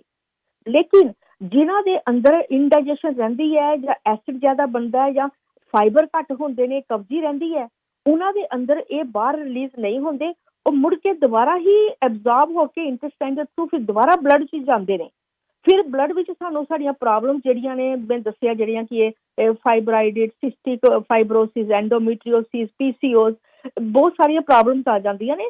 ਪਰ ਹਾਂ, ਜਿਹੜੇ ਮੀਨੋਪਾਜ਼ ਸਟੇਜਿਸ ਹੁੰਦੇ ਆ, ਉਹਨਾਂ ਨੂੰ ਹਾਰਟ ਫਲੈਸ਼ਿਸ ਬਹੁਤ ਜ਼ਿਆਦਾ ਹੁੰਦੇ ਨੇ, ਚਿਲਸ, ਹਾਰਟ ਫਲੈਸ਼ਿਸ, ਜਾਂ ਜਿਹੜੀਆਂ ਹੋਰ ਪ੍ਰੋਬਲਮਸ ਆਉਂਦੀਆਂ ਨੇ। ਪਰ ਜਿਹੜੀਆਂ ਲੇਡੀਜ਼ ਹੈਵੀ ਪੀਰੀਅਡ ਜਿਹੜੇ, ਇਹ ਸਾਰੀਆਂ ਚੀਜ਼ਾਂ ਪ੍ਰੋਬਲਮ ਸ਼ੁਰੂ ਹੋ ਜਾਂਦੀਆਂ ਨੇ। ਜੀ ਮੈਨੋਪੌਜ਼ ਦੇ ਵਿੱਚ ਹਾਰਟ ਫਲੈਸ਼ਿਸ ਦੀ ਤਾਂ ਜਿਹੜੀ ਪ੍ਰੋਬਲਮ ਆਮ ਹੀ ਇਸਤਰੀਆਂ ਨੂੰ ਆਉਂਦੀ ਆ, ਤੇ ਕਿਹੜੀ ਇਹੋ ਜਿਹੀ ਡਾਇਟ ਆ, ਚੀਜ਼ ਆ ਜਿਹੜੀ ਉਹਨਾਂ ਨੂੰ ਖਾ ਲੈਣੀ ਚਾਹੀਦੀ ਆ ਤਾਂ ਕਿ ਇਸ ਤੋਂ ਥੋੜੀ ਬਹੁਤ ਰਾਹਤ ਮਿਲ ਸਕੇ? ਜ਼ਰੂਰ, ਮੈਂ ਡਾਇਟ ਦੇ ਬਾਰੇ ਦੱਸਣੀ ਆ। ਪਰ ਤੁਸੀਂ ਹਾਰਟ ਫਲੈਸ਼ਿਸ ਦੀ ਗੱਲ ਕੀਤੀ, ਇਹਦੇ ਨਾਲ ਹੀ ਤੁਹਾਡੇ ਵਾਲ ਝੜਨਾ ਸ਼ੁਰੂ ਹੋ ਜਾਂਦੇ ਨੇ, ਤੇ ਤੁਹਾਡੇ ਜਿਹੜੀ ਡਰਾਈਨੈਸ ਸ਼ੁਰੂ ਹੋ ਜਾਂਦੀ ਹੈ, ਤੁਹਾਨੂੰ ਸਟ੍ਰੈਸ ਜ਼ਿਆਦਾ ਹੁੰਦੀ ਹੈ, ਪਿਸ਼ਾਬ ਦੀ ਇਨਫੈਕਸ਼ਨ ਬਾਰ-ਬਾਰ ਹੋ ਜਾਂਦੀ ਹੈ, ਤੇ ਤੁਹਾਡੀ ਬੋਡੀ 'ਚ ਰਿੰਕਲ ਵਗੈਰਾ ਜਿਹੜੀ ਜ਼ਿਆਦਾ ਪੈਣਾ ਸ਼ੁਰੂ ਹੋ ਜਾਂਦੇ, ਝੁਰੜੀਆਂ ਜਿਹੜੀਆਂ ਕਹਿੰਦੇ ਆ, ਇਹ ਜ਼ਿਆਦਾ ਸ਼ੁਰੂ ਹੋ ਜਾਂਦੀਆਂ ਨੇ। ਪਰ ਖੁਰਾਕ ਮੈਂ ਇਹੋ ਹੀ ਕਿਹਾ ਕਿ ਜਿੱਦਾਂ ਮੈਂ ਦੱਸਿਆ ਕਿ ਫਾਈਬਰ ਵਾਲੀ ਜਿਹੜੀ ਡਾਇਟ ਲੈਣਾ ਬੜੀ ਜ਼ਰੂਰੀ ਹੈ, ਤਾਂ ਕਿ ਅਗਰ ਤੁਸੀਂ ਖਾਂਦੇ ਹੋ ਤੁਹਾਡੇ ਬੋਡੀ 'ਚ ਰਿਲੀਜ਼ ਹੋ ਜਾਏ, ਲੇਕਿਨ ਇਹ ਰਿਲੀਜ਼ ਨਹੀਂ ਹੁੰਦੇ। ਸੋ ਜਿਹੜੀ ਵੀ ਚੀਜ਼ਾਂ ਜਿਹੜੀਆਂ ਹਾਈ ਫਾਈਬਰ ਡਾਇਟਸ ਹੈ, ਕਮਲ ਜੀ, ਮੈਂ ਤੁਹਾਨੂੰ ਅਗਰ ਪੁਰਾਣੇ ਜ਼ਮਾਨੇ ਮੈਨੂੰ ਹਮੇਸ਼ਾ ਗੱਲ ਯਾਦ ਆਉਂਦੀ ਕਿ ਤੁਸੀਂ ਦੇਖੋ ਪਿਛਲੀ ਪਹਿਲੇ ਜੇ ਕਣਕ ਹੁੰਦੀ ਸੀ ਤੇ ਕਣਕ ਵਿੱਚ ਤੁਸੀਂ ਦੇਖੋ ਛਾਨਣੀ ਯੂਜ਼ ਕਰਦੇ ਸੀ ਹਮੇਸ਼ਾ, ਕਿ ਬੂਰਾ ਜਿਹੜਾ ਕੱਢ ਕੇ ਅਸੀਂ ਆਟਾ ਰੋਟੀ ਬਣਾਉਂਦੇ ਸੀ, ਆਟਾ ਛਾਣਦੇ ਸੀ ਜੀ। ਤੇ ਅੱਜ ਕੱਲ ਦੇਖੋ ਆਟਾ ਤੇ ਬੂਰਾ ਹੁੰਦਾ ਨਹੀਂ, ਏਦਾਂ ਹੀ ਅਸੀਂ ਆਟਾ ਲੈਂਦੇ ਹਾਂ ਤੇ ਉਹਦੇ ਵਿੱਚ ਬੂਰਾ ਹੁੰਦਾ ਹੀ ਨਹੀਂ, ਬਿਲਕੁਲ ਹੀ ਨਹੀਂ ਹੁੰਦਾ, ਹੈ ਨਾ। ਤੇ ਹੁਣ ਜਿਹੜਾ ਆਟਾ ਜਿਹੜਾ ਉਹ ਵੀ ਫਾਈਬਰ ਵਾਲਾ ਆਟਾ ਨਹੀਂ ਹੈ, ਬਹੁਤ ਲੋ ਫਾਈਬਰ ਹੈ ਜੀ। ਤੇ ਉਹ ਔਨ ਦੀ ਟਾਪ ਆਫ ਦੇਟ ਅਸੀਂ ਪਸੰਦ ਕਰਦੇ ਕਿ ਚਿੱਟਾ ਆਟਾ ਖਾਈਏ, ਚਿੱਟੀ ਰੋਟੀ ਹੋਵੇ ਜੀ, ਬਿਲਕੁਲ। ਬਰਾਊਨ ਰੋਟੀ ਘੱਟ ਪਸੰਦ ਕਰਦੇ ਬੱਚੇ ਵੀ, ਜਿਹੜੇ ਵਾਈਟ ਖਾਂਦੇ ਨੇ। ਮੈਂ ਦੇਖਿਆ ਬਹੁਤ ਸਾਰੇ ਮੈਦਾ ਮਿਕਸ ਕਰਕੇ ਜਾਂ ਮੈਦਾ ਜ਼ਿਆਦਾ ਖਾਂਦੇ ਨੇ। ਜੀ ਜੀ। ਪਰ ਹੁਣ ਥੋੜਾ ਟ੍ਰੈਂਡ ਚੱਲਿਆ ਮਲਟੀਗ੍ਰੇਨ ਦਾ, ਪਰ ਇਹ ਵੀ ਹੈ ਕਿ ਮਲਟੀਗ੍ਰੇਨ ਲੈਂਦੇ ਤੁਸੀਂ ਇਹ ਦੇਖਣਾ ਕਿ ਉਹ ਆਟਾ ਯੂਜ਼ ਕਰੋ ਜਿਹਦੇ ਚ ਫਾਈਬਰ ਜ਼ਿਆਦਾ ਹੋਏ, ਜਿਹਦਾ ਛਿਲਕੇ ਵਾਲੇ ਕਾਲੇ ਚਨੇ ਹੋ ਗਏ ਜੀ, ਜੇ ਮੂੰਗੀ ਪਾਣੀ ਹੈ ਮੂੰਗੀ ਛਿਲਕੇ ਵਾਲੀ ਪਾਓ। ਆਟਾ ਵੀ ਜੇ ਕਣਕ ਵੀ ਲੈਣੀ ਛਿਲਕੇ ਹੋਣੇ ਚਾਹੀਦੇ, ਫਾਈਬਰ ਹੋਣੇ ਚਾਹੀਦੇ, ਇਹ ਆਟੇ ਦੀ ਗੱਲ ਹੈ।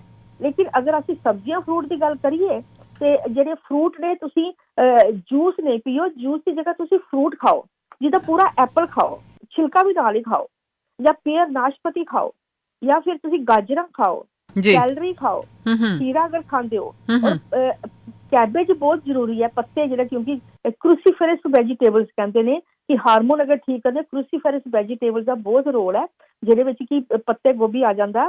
ਤੁਸੀਂ ਚੁਕੰਦਰ ਖਾਓ, ਬੀਟਰੂਟ, ਅਗਰ ਬੀਟਰੂਟ ਲੈਂਦੇ ਹੋ ਤਾਂ ਬੀਟਰੂਟ ਦੇ ਪੱਤੇ ਸੁੱਟੋ ਨਾ, ਉਹ ਜ਼ਰੂਰ ਤੁਸੀਂ ਪੱਤੇ ਵੀ ਸਾਗ ਬਣਾ ਕੇ ਤੁਸੀਂ ਖਾ ਸਕਦੇ ਹੋ। ਅੱਛਾ ਜੀ। ਕੇਲ ਖਾਓ, ਸਪਿਨਚ ਖਾਓ, ਇਹ ਬਹੁਤ ਹੀ ਇੰਪੋਰਟੈਂਟ ਹੈ। ਗ੍ਰੀਨ ਲੀਫੀ ਵੈਜੀਟੇਬਲ ਤੇ ਕ੍ਰੂਸੀਫਰਸ ਵੈਜੀਟੇਬਲ ਆ ਜਾਂਦਾ, ਬਰੋਕਲੀ, ਕੇਲ, ਜਿਹੜੀ ਵੀ ਕਹਿੰਦੇ ਆ ਕੈਬੇਜ ਵਗੈਰਾ। ਔਰ ਪਰਪਲ ਕੈਬੇਜ ਜਿਹੜਾ ਬਹੁਤ ਇੰਪੋਰਟੈਂਟ ਹੈ, ਪਰਪਲ ਕੈਬੇਜ ਜ਼ਰੂਰ ਖਾਓ। ਔਰ ਬੀਟ ਰੂਟ ਵਿੱਚ ਬਹੁਤ ਅੱਛੇ ਫਾਈਬਰਸ ਹੁੰਦੇ। ਬੀਟ ਰੂਟ ਜਿਹੜੀ ਚੁਕੰਦਰ ਜਿਹੜੀ ਹੈ, ਇਹ ਬਲੱਡ ਪ੍ਰੈਸ਼ਰ ਵੀ ਠੀਕ ਕਰਦੀ ਹੈ, ਸਾਡੇ ਹਾਰਮੋਨ ਵੀ ਬੈਲੈਂਸ ਕਰਨ ਹੈਲਪ ਕਰੇਗੀ। ਤੁਸੀਂ ਚੁਕੰਦਰ ਜਿਹੜਾ ਜ਼ਰੂਰ ਖਾਇਆ ਕਰੋ, ਸੈਲਰੀ ਜ਼ਰੂਰ ਲਾਇਆ ਕਰੋ ਜੀ। ਬਹੁਤ ਹੀ ਵਧੀਆ ਗੱਲ ਆ, ਬਹੁਤ ਹੀ ਚੰਗੇ ਢੰਗ ਦੇ ਨਾਲ ਤੁਸੀਂ ਸਮਝਾਇਆ ਕਿ ਕਿਹੜੀਆਂ ਚੀਜ਼ਾਂ ਖਾਣੀਆਂ ਚਾਹੀਦੀਆਂ, ਕਿਉਂਕਿ ਖੁਰਾਕ ਹੀ ਆ ਦੋਸਤੋ ਜਿਹੜੀ ਸਾਡੇ ਸਰੀਰ ਨੂੰ ਬਣਾ ਸਕਦੀ ਆ ਜਾਂ ਵਿਗਾੜ ਸਕਦੀ ਆ। ਜੋ ਅਸੀਂ ਆਪਣੇ ਸਰੀਰ ਦੇ ਵਿੱਚ ਪਾਉਂਦੇ ਹਾਂ ਉਹੀ ਸਾਡਾ ਸਰੀਰ ਹੋ ਰਹਿੰਦਾ ਆ। ਸੋ ਬਹੁਤ ਸਾਰੀਆਂ ਗੱਲਾਂ ਅੱਜ ਡਾਕਟਰ ਨਿਸ਼ਾ ਡੋਗਰਾ ਜੀ ਨੇ ਸਾਨੂੰ ਦੱਸੀਆਂ ਕਿ ਜਿਹੜੀਆਂ ਖੁਰਾਕਾਂ ਸਾਨੂੰ ਨਹੀਂ ਖਾਣੀਆਂ ਚਾਹੀਦੀਆਂ, ਫਾਸਟ ਫੂਡ ਅਵੋਇਡ ਕਰੋ, ਮੀਟ ਹੋਇਆ, ਦੁੱਧ ਹੋਇਆ, ਇਹਨਾਂ ਦਾ ਜਿਹੜੀ ਕੰਜ਼ੰਪਸ਼ਨ ਆ, ਇਹਨਾਂ ਦੀ ਵਰਤੋਂ ਜਿਹੜੀ ਆ ਉਹਨੂੰ ਧਿਆਨ ਨਾਲ ਕਰੋ, ਥੋੜ੍ਹੀ ਕਰੋ ਜਾਂ ਘਟਾ ਦਿਓ ਜਾਂ ਬੰਦ ਕਰ ਦਿਓ, ਕਿਉਂਕਿ ਇਹ ਚੀਜ਼ਾਂ ਸਾਡੇ ਲਈ ਨਹੀਂ ਬਣੀਆਂ। ਜਿਹੜਾ ਮੀਟ ਆ ਉਹ ਜਾਨਵਰਾਂ ਲਈ ਮਿਲਿਆ। ਸ਼ੇਰ ਦੇ ਮੋਰੇ ਨਾ ਤੁਸੀਂ ਰੋਟੀਆਂ ਪਕਾ ਕੇ ਰੱਖ ਦਿਓ, ਕਦੇ ਨਹੀਂ ਖਾਏਗਾ, ਉਹ ਮੀਟ ਖਾਏਗਾ। ਤੇ ਅਸੀਂ ਕਿਉਂ ਉਹਦਾ ਮੀਟ ਖਾਂਦੇ ਆ ਰੋਟੀਆਂ ਛੱਡ ਕੇ। ਸੋ ਕਹਿਣ ਦਾ ਮਤਲਬ ਆ ਕਿ ਜੋ ਖੁਰਾਕ ਜਿਹਦੇ ਲਈ ਬਣੀ ਆ ਉਹਨੂੰ ਹੀ ਖਾਣੀ ਚਾਹੀਦੀ ਆ। ਸੋ ਅਖੀਰ ਤੇ ਤੁਸੀਂ ਕੀ ਕਹਿਣਾ ਚਾਹੋਗੇ ਨਿਸ਼ਾ ਜੀ? ਕਮਲ ਜੀ, ਤੁਸੀਂ ਜੋ ਕਿਹਾ ਨਾ ਬਹੁਤ ਅੱਛਾ ਕਿਹਾ, ਔਰ ਮੈਂ ਇਹ ਵੀ ਸਿੰਪਲੀਫਾਈ ਹੋਰ ਕਰ ਦਿੰਦੀ ਹਾਂ ਕਿ ਤੁਸੀਂ ਦੇਖੋ, ਮੈਂ ਫਾਈਬਰ ਦੀ ਗੱਲ ਕੀਤੀ ਹੈ ਤੇ ਫਾਈਬਰ ਤੁਹਾਨੂੰ ਮੀਟ ਵਿੱਚੋਂ ਨਹੀਂ ਮਿਲੇਗਾ ਜੀ, ਨਾ ਤੁਹਾਨੂੰ ਡੇਅਰੀ ਪ੍ਰੋਡਕਟਸ ਮਿਲੇਗਾ, ਉਹਦੇ ਵਿੱਚ ਫਾਈਬਰ ਨਹੀਂ ਹੈ ਜੀ। ਔਰ ਉਹ ਜਿਹੜੇ ਇਹ ਕੰਜ਼ੰਪਸ਼ਨ ਕਰਦੇ ਨੇ ਤੇ ਉਹਨਾਂ ਦੇ ਬੋਡੀ 'ਚ ਫਾਈਬਰ ਹੁੰਦੇ ਨਹੀਂ ਹੈ, ਫਿਰ ਉਹਨਾਂ ਨੂੰ ਡਾਈਜੈਸ਼ਨ ਦੀਆਂ, ਬਲੋਟਿੰਗ, ਗੈਸ, ਕਬਜੀ, ਇਹੋ ਜਿਹੀਆਂ ਪ੍ਰੋਬਲਮਾਂ ਹੋ ਜਾਂਦੀਆਂ, ਐਸਿਡ ਪ੍ਰੋਡਕਸ਼ਨ ਜ਼ਿਆਦਾ ਹੋ ਜਾਂਦਾ ਹੈ। ਸੋ ਤੁਸੀਂ ਫਾਈਬਰ ਜਿਹੜਾ ਇਹ ਜ਼ਿਆਦਾ ਕੋਲ ਜ਼ਿਆਦਾ ਕੰਜ਼ਿਊਮ ਕਰੋਗੇ ਤੇ ਤੁਸੀਂ ਮੀਟ ਤੇ ਡੇਅਰੀ ਆਪਣੇ ਆਪ ਘਟ ਜਾਏਗੀ, ਕਿਉਂਕਿ ਤੁਸੀਂ ਇਹਦੇ ਵਾਸਤੇ ਫੋਕਸ ਕਰਨਾ। ਇਹ ਸਿਰਫ ਆਪਣਾ ਮਾਈਂਡ ਸੈਟ ਚੇਂਜ ਕਰਨ ਦੀ ਗੱਲ ਹੈ, ਹੋਰ ਕੁਛ ਨਹੀਂ ਹੈ। ਇੱਥੇ ਲੋਕਾਂ ਕੋਲ ਇਹ ਨਹੀਂ ਅਸੀਂ ਕਹਾਂਗੇ ਕਿ ਪੈਸੇ ਘੱਟ ਨੇ ਜਾਂ ਪੈਸੇ ਦੀ ਪ੍ਰੋਬਲਮ ਹੈ, ਉਹ ਕੋਈ ਨਹੀਂ। ਸਿਰਫ ਤੁਸੀਂ ਬੱਚਿਆਂ ਨੂੰ ਦੁੱਧ ਦੀ ਜਗ੍ਹਾ ਪਾਣੀ ਦਿਓ, ਕਿਉਂਕਿ ਜਿਹੜਾ ਕੰਮ ਪਾਣੀ ਨੇ ਕਰਨਾ ਉਹ ਪਾਣੀ ਨੇ ਕਰਨਾ, ਉਹ ਦੁੱਧ ਨੇ ਨਹੀਂ ਕਰਨਾ ਜੀ। ਬਿਲਕੁਲ, ਪਾਣੀ ਅਸੀਂ ਪੀਂਦੇ ਹਾਂ ਕਿ ਸਾਡੀ ਬੋਡੀ 'ਚ ਸਫਾਈ ਹੋ ਜਾਏ, ਤੇ ਜੇ ਅਸੀਂ ਪਾਣੀ ਪੀਵਾਂਗੇ ਸਾਡੀ ਬੋਡੀ 'ਚ ਸਫਾਈ ਹੋਣੀ ਨਹੀਂ, ਉਹ ਸਾਡੇ ਗੰਦ ਮਲ ਜਿਹੜਾ ਸਾਡੇ ਅੰਦਰ ਹੀ ਰਹਿਣਾ ਹੈ ਜੀ। ਤੁਸੀਂ ਇਹ ਵੀ ਨੋਟ ਕਰੇ, ਜਿਹੜੇ ਬੱਚੇ ਦੁੱਧ ਜ਼ਿਆਦਾ ਪੀਂਦੇ ਨੇ, ਡੇਅਰੀ ਪ੍ਰੋਡਕਟਸ, ਦੂਜੀ ਚੀਜ਼ਾਂ ਮੀਟ ਵਾਲੀ ਖਾਂਦੇ ਨੇ, ਉਹਨਾਂ ਨੂੰ ਕਬਜੀ ਬਹੁਤ ਜ਼ਿਆਦਾ ਹੁੰਦੀ ਹੈ, ਚਾਹੇ ਛੋਟੇ ਬੱਚੇ ਨੇ ਚਾਹੇ ਟੀਨਏਜਰਸ ਨੇ। ਬਹੁਤ ਜ਼ਿਆਦਾ ਆਪਣੇ ਲੋਕਾਂ ਨੂੰ ਕਬਜੀ ਦੀ ਸ਼ਿਕਾਇਤ ਬਹੁਤ ਜ਼ਿਆਦਾ ਹੈ, ਔਰ ਐਸਿਡ ਦੀ ਸ਼ਿਕਾਇਤ ਬਹੁਤ ਜ਼ਿਆਦਾ ਹੈ। ਤੇ ਮੈਂ ਆਖਿਰ ਇਹ ਕਹਾਂਗੀ ਕਿ ਤੁਸੀਂ ਗ੍ਰੀਨ ਲੀਫੀ ਵੈਜੀਟੇਬਲਸ, ਉਹਦੇ 'ਚ ਐਨਫ ਫਾਈਬਰਸ ਹੁੰਦੇ ਨੇ ਔਰ ਐਨਫ ਵਾਈਟਾਮਿਨਸ, ਮਿਨਰਲ, ਜਿੰਨੇ ਜ਼ਿਆਦਾ ਤੁਹਾਨੂੰ ਗ੍ਰੀਨ ਵੈਜੀਟੇਬਲਸ ਮਿਲੇਗੀ ਔਰ ਤੁਸੀਂ ਕਿਸੇ ਚੀਜ਼ ਨੂੰ ਮਿਲਣੇ ਨਹੀਂ ਹੈ। ਆਪਣਾ ਮਾਈਂਡ ਸੈਟ ਚੇਂਜ ਕਰੋ, focus on fruits and vegetables maximum, ਆਪਣੇ ਆਪੇ ਵੀ ਖਾਓ ਔਰ ਬੱਚਿਆਂ ਨੂੰ ਵੀ ਦਿਓ, ਤਾਂ ਕਿ ਉਹਨਾਂ ਨੂੰ ਵੀ ਜਿਹੜੀਆਂ ਇਹ ਹਾਰਮੋਨ ਜਾਂ ਹੋਰ ਜਿਹੜੀਆਂ ਪ੍ਰੋਬਲਮ ਆ ਜਿਹੜੇ ਬਚ ਜਾਣ। ਔਰ ਜਿਹੜੀਆਂ ਬੱਚੀਆਂ, ਜਿਹੜੀਆਂ ਛੋਟੀ ਛੋਟੀ ਬੱਚੀਆਂ ਬਰਥ ਕੰਟਰੋਲ ਪਿਲਸ 'ਚ ਆਉਂਦੀਆਂ ਨੇ, ਮੈਨੂੰ ਬਹੁਤ ਦੁੱਖ ਹੁੰਦਾ, ਕਿਉਂਕਿ ਉਹਦਾ ਕੈਂਸਰ ਰੇਟ ਬਹੁਤ ਜ਼ਿਆਦਾ ਵੱਧ ਜਾਂਦਾ ਫਿਰ। ਇਸ ਕਰਕੇ ਉਹਨਾਂ ਦੀ ਵੀ ਡਾਇਟ ਜਿਹੜੀ ਆ, ਹੁਣ ਤੋਂ ਹੀ ਅਸੀਂ ਆਪਣੇ ਘਰ ਵਿੱਚ ਜਿਹੜੀ ਫੂਡ, ਜਿਹੜੀ ਗਰੋਸਰੀ ਲਿਆਉਣਾ ਚੇਂਜ ਕਰਾਂਗੇ, ਹੈਲਦੀ ਮੀਲ ਜਾਂ ਹੈਲਦੀ ਫੂਡ ਘਰ ਵਿੱਚ ਲਿਆਵਾਂਗੇ ਤੇ ਬੱਚਿਆਂ ਨੂੰ ਵੀ ਆਦਤ ਪਏਗੀ ਤੇ ਉਹਨਾਂ ਦੀ ਵੀ ਲਾਈਫ ਜਿਹੜੀ ਹੈ ਉਹ ਬੈਟਰ ਹੋਏਗੀ। ਜੀ ਬਹੁਤ ਬਹੁਤ ਸ਼ੁਕਰੀਆ ਤੁਹਾਡਾ ਨਿਸ਼ਾ ਜੀ। ਤੁਸੀਂ ਬਹੁਤ ਹੀ ਚੰਗੇ ਢੰਗ ਦੇ ਨਾਲ ਸਾਡੇ ਲਿਸਨਰਸ ਨੂੰ, ਸਰੋਤਿਆਂ ਨੂੰ ਦੱਸਿਆ ਕਿ ਕਿਹੜੀਆਂ ਚੀਜ਼ਾਂ ਸਾਡੀ ਸਿਹਤ ਲਈ ਚੰਗੀਆਂ, ਖਾਣੀਆਂ ਕਿਹੜੀਆਂ ਨਹੀਂ ਚੰਗੀਆਂ। ਅੱਜ ਦਾ ਟਾਈਮ ਕੱਢਣ ਦੇ ਲਈ ਤੁਹਾਡਾ ਬਹੁਤ ਬਹੁਤ ਸ਼ੁਕਰੀਆ। You are welcome. ਸਤਿ ਸ਼੍ਰੀ ਅਕਾਲ। ਸਤਿ ਸ਼੍ਰੀ ਅਕਾਲ ਜੀ। ਦੋਸਤੋ, ਨਿਸ਼ਾ ਡੋਗਰਾ ਜੀ ਸਾਡੇ ਨਾਲ ਬਹੁਤ ਹੀ ਵਧੀਆ ਗੱਲਾਂ ਕਰਕੇ ਗਏ ਆ। ਸਾਨੂੰ ਪਤਾ ਹੈ ਕਿ ਸਾਡੀ ਖੁਰਾਕ ਆ ਜਿਹੜੀ ਦੋਸਤੋ, ਇਹੀ ਹੀ ਸਾਡੇ ਸਰੀਰ ਨੂੰ ਬਣਾਉਂਦੀ ਆ ਜਾਂ ਵਿਗਾੜਦੀ ਆ। ਜੇ ਅੱਜ ਕੱਲ੍ਹ ਬਹੁਤ ਸਾਰੀਆਂ ਬਿਮਾਰੀਆਂ ਨੇ ਦੁਨੀਆ ਦੇ ਵਿੱਚ, ਤੇ ਉਸ ਦਾ ਕਾਰਨ ਕੀ ਆ? ਉਹ ਸਾਡੀ ਆਪਣੀ ਖੁਰਾਕ ਆ। ਤੇ ਇਹ ਖੁਰਾਕ ਪਾਉਂਦਾ ਕੌਣ ਆ ਸਾਡੇ ਸਰੀਰ ਦੇ ਵਿੱਚ? ਸਾਡੇ ਆਪਣੇ ਹੱਥ, ਸਾਡੇ ਆਪਣੇ ਮਾਂ-ਬਾਪ, ਆਪਣੇ ਘਰ ਦੇ ਬੰਦੇ, ਜਿਹੜੇ ਸਾਨੂੰ ਬਹੁਤ ਜ਼ਿਆਦਾ ਪਿਆਰ ਕਰਦੇ ਆ। ਜਦੋਂ ਬੱਚਾ ਛੋਟਾ ਹੁੰਦਾ, ਅਸੀਂ ਬੱਚਿਆਂ ਨੂੰ ਬਹੁਤ ਪਿਆਰ ਕਰਦੇ ਆ। ਅਸੀਂ ਉਹਨਾਂ ਨੂੰ ਕੈਂਡੀਆਂ, ਚਾਕਲੇਟਸ, ਪਤਾ ਨਹੀਂ ਕੀ ਦੁੱਧ ਤਾਂ ਸੋਚਦੇ ਵੀ ਪਤਾ ਨਹੀਂ ਜਿੰਨਾ ਪੀ ਲੈ ਉਨਾ ਤਕੜਾ ਹੋਏਗਾ। ਪਰ ਇਹ ਸਮਝਣ ਦੀ ਲੋੜ ਆ ਕਿ ਜਿਹੜੇ ਅੱਜ ਕੱਲ੍ਹ ਇੱਥੇ ਦੇ ਦੁੱਧ ਨੇ ਉਹਨਾਂ ਦੇ ਵਿੱਚ ਹਾਰਮੋਨਸ ਪਾਏ ਹੋਏ ਨੇ। ਹਾਰਮੋਨਸ, ਕੈਮੀਕਲਸ ਕਰਕੇ ਹੀ ਉਹ 2-2 ਹਫ਼ਤੇ ਸਾਡੀਆਂ ਫਰਿੱਜਾਂ ਦੇ ਵਿੱਚ ਰਹਿ ਜਾਂਦੇ ਆ। ਸੋ ਇਹੋ ਜਿਹੀਆਂ ਚੀਜ਼ਾਂ ਤੋਂ ਸਾਨੂੰ ਥੋੜ੍ਹਾ ਜਿਹਾ ਗੁਰੇਜ਼ ਕਰਨਾ ਚਾਹੀਦਾ ਆ। ਵੈਸੇ ਤਾਂ ਹਰ ਇੱਕ ਬੰਦੇ ਦੀ ਆਪਣੀ ਮਰਜ਼ੀ ਹੁੰਦੀ ਆ, ਜੋ ਕਿਸੇ ਦਾ ਦਿਲ ਚਾਹੇ ਉਹ ਕਰ ਸਕਦਾ ਆ। ਪਰ ਅਗਰ ਤੁਸੀਂ ਚਾਹੁੰਦੇ ਹੋ ਕਿ ਆਪਣੀ ਖੁਰਾਕ, ਆਪਣੀ ਸਿਹਤ ਚੰਗੀ ਰੱਖਣੀ ਆ, ਤੇ ਚੰਗੀ ਖੁਰਾਕ ਖਾਣਾ ਜਿਹੜਾ ਬਹੁਤ ਹੀ ਜ਼ਰੂਰੀ ਆ। ਆਪਣੇ ਹਾਰਮੋਨਸ ਦਾ ਬੈਲੈਂਸ ਰੱਖਣਾ ਬਹੁਤ ਹੀ ਜ਼ਰੂਰੀ ਆ। ਲੜਕੀਆਂ ਦੇ ਵਿੱਚ, ਜਿਸ ਤਰ੍ਹਾਂ ਨਿਸ਼ਾ ਜੀ ਨੇ ਕਿਹਾ, ਬਹੁਤ ਸਾਰੀਆਂ ਪ੍ਰੋਬਲਮਸ ਆ ਰਹੀਆਂ ਨੇ, ਹੈਲਥ ਇਸ਼ੂਜ਼ ਆ ਰਹੀਆਂ ਨੇ। ਖਾਸ ਕਰਕੇ ਜਿਹੜੇ ਮੈਂਸਟਰੂਅਲ ਜਿਹੜੇ ਪੀਰੀਅਡਸ ਆਉਂਦੇ ਨੇ, ਉਹ ਬਹੁਤ ਅਰਲੀ ਏਜ ਦੇ ਵਿੱਚ ਆਉਣੇ ਸ਼ੁਰੂ ਹੋ ਜਾਂਦੇ ਨੇ, ਕਿਉਂਕਿ ਹਾਰਮੋਨਸ ਬਹੁਤ ਜ਼ਿਆਦਾ ਹੋ ਜਾਂਦੇ ਨੇ ਬੋਡੀ ਦੇ ਵਿੱਚ। ਖੁਰਾਕਾਂ ਸਾਡੀਆਂ ਇਹੋ ਜਿਹੀਆਂ ਨੇ, ਫਾਸਟ ਫੂਡ ਇਹੋ ਜਿਹੇ ਖਾਂਦੇ ਆ, ਮੀਟ ਖਾਂਦੇ ਆ, ਦੁੱਧ ਪੀਂਦੇ ਆ, ਜਾਂ ਹੋਰ ਬਹੁਤ ਕੁਛ, ਜੰਕ ਫੂਡ ਖਾਂਦੇ ਆ। ਸ਼ੂਗਰ ਬਹੁਤ ਜ਼ਿਆਦਾ ਇਨਟੇਕ ਹੁੰਦੀ ਆ ਸਾਡੀ, ਹਰ ਇੱਕ ਚੀਜ਼ ਦੇ ਵਿੱਚ ਸ਼ੂਗਰ ਹੁੰਦੀ ਆ। ਭਾਵੇਂ ਬਿਸਕਿਟ ਖਾਂਦੇ, ਚਾਕਲੇਟਸ ਖਾਂਦੇ ਆ, ਬੱਚਿਆਂ ਨੂੰ ਕੋਈ ਵੀ ਕੈਂਡੀਜ਼ ਲਿਆ ਕੇ ਦਿੰਦੇ ਆ। ਬੱਚਿਆਂ ਨੂੰ ਪਿਆਰ ਦੇ ਨਾਲ ਲੋਕ ਨਾ ਬਹੁਤ ਕੈਂਡੀਜ਼ ਵਗੈਰਾ ਦਿੰਦੇ ਰਹਿੰਦੇ ਆ। ਥੋੜ੍ਹਾ ਸਾਨੂੰ ਗਰੇਜ਼ ਕਰਨਾ ਚਾਹੀਦਾ, ਇਹਨਾਂ ਗੱਲਾਂ ਤੋਂ ਪਰਹੇਜ਼ ਕਰਨਾ ਚਾਹੀਦਾ ਕਿ ਅਸੀਂ ਆਪਣੇ ਬੱਚੇ ਦੇ ਦੁਸ਼ਮਣ ਕਿਉਂ ਖੁਦ ਬਣਦੇ ਹਾਂ। ਮੈਂ ਆਪਣੀ ਗੱਲ ਦੱਸ ਦਿੰਦੀ ਹਾਂ, ਜਦੋਂ ਮੈਂ ਆਪਣੇ ਬੱਚਿਆਂ ਨੂੰ ਚਾਕਲੇਟ ਕੈਂਡੀਜ਼ ਤੋਂ ਥੋੜ੍ਹਾ ਕੰਟਰੋਲ ਰੱਖਦੀ ਹਾਂ, ਥੋੜ੍ਹਾ ਨਹੀਂ ਕਾਫੀ ਕੰਟਰੋਲ ਰੱਖਦੀ ਹਾਂ। ਜਦੋਂ ਉਹ ਮੈਨੂੰ ਪੁੱਛਦੇ ਆ ਕਿ mum can I have a chocolate, ਅਤੇ ਜੇ ਤਾਂ ਮੈਨੂੰ ਲੱਗੇ ਕਿ ਦੇ ਡਿਜ਼ਰਵ ਇਟ, ਜਾਂ ਇਸ ਵਕਤ ਖਾਧੀ ਜਾ ਸਕਦੀ ਆ, ਘੱਟ ਪ੍ਰੋਬਲਮ ਹੋਏਗੀ, ਰਾਤ ਨਹੀਂ ਹੈਗੀ ਜਾਂ ਕਿੱਦਾਂ, ਅਤੇ ਦੇ ਦੇਈਦੀ ਆ। ਕਈ ਵਾਰ ਨਾ ਕਰ ਦੇਈਦੀ ਆ, ਅਤੇ ਉਹ ਕਹਿ ਦੋਗੇ ਕਿ ਕਿਉਂ ਇਸ ਤਰ੍ਹਾਂ ਕਿਉਂ ਕਰਦੇ ਆ। ਮੈਂ ਕਹਿੰਦੀ ਹੁੰਦੀ ਆ, ਤੁਸੀਂ ਕੋਈ ਚੰਗੀ ਚੀਜ਼ ਮੰਗ ਲਓ, ਮੈਂ ਹੁਣੇ ਹੀ ਤੁਹਾਡੇ ਲਈ ਪੈਦਾ ਕਰੂੰਗੀ, ਪਰ ਇਹੋ ਜਿਹੀ ਚੀਜ਼ ਮੈਂ ਜਾਣ ਬੁੱਝ ਕੇ ਤੁਹਾਡੇ ਅੰਦਰ ਅਨਨੈਸੈਸਰੀਲੀ ਖੰਡ ਨਹੀਂ ਸਿੱਟ ਸਕਦੀ, ਕਿਉਂਕਿ I love you and I want to see you healthy.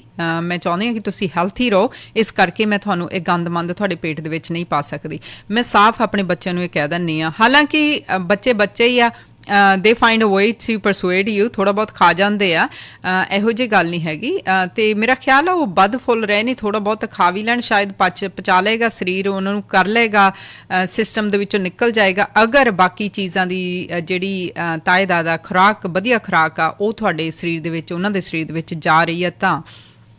ਸੋ ਬਹੁਤ ਹੀ ਜ਼ਰੂਰੀ ਹੈ ਦੋਸਤੋ, ਅਸੀਂ ਪਿਆਰ ਤਾਂ ਸਾਰਿਆਂ ਨੂੰ ਕਰਦੇ ਹਾਂ, ਆਪਣੇ ਆਪ ਨੂੰ ਵੀ ਕਰਦੇ ਹਾਂ। ਅਗਰ ਕਰਦੇ ਹਾਂ ਤਾਂ ਸਾਨੂੰ ਇਸ ਗੱਲ ਦਾ ਖਿਆਲ ਰੱਖਣਾ ਚਾਹੀਦਾ ਕਿ ਉਹ ਚੀਜ਼ਾਂ ਖਾਈਏ ਜਿਹੜੀਆਂ ਧਰਤੀ ਦੇ ਵਿੱਚੋਂ ਉੱਗਦੀਆਂ ਨੇ, ਸਿੱਧੀਆਂ ਸਾਡੇ ਪਲੇਟ ਦੇ ਵਿੱਚ ਆ ਸਕਦੀਆਂ ਨੇ, ਨਾ ਕਿ ਕਿਸੇ ਫੈਕਟਰੀ ਦੇ ਥਰੂ ਹੋ ਕੇ, ਕਿਸੇ ਚੀਜ਼ ਦੇ ਵਿੱਚ ਪੈਕ ਹੋ ਕੇ, ਕੈਮੀਕਲਸ ਪਾ ਕੇ, ਪ੍ਰੀਜ਼ਰਵੇਟਿਵਸ ਪਾ ਕੇ ਸਾਡੀ ਪਲੇਟ ਦੇ ਵਿੱਚ ਪਹੁੰਚੀਆਂ ਆ।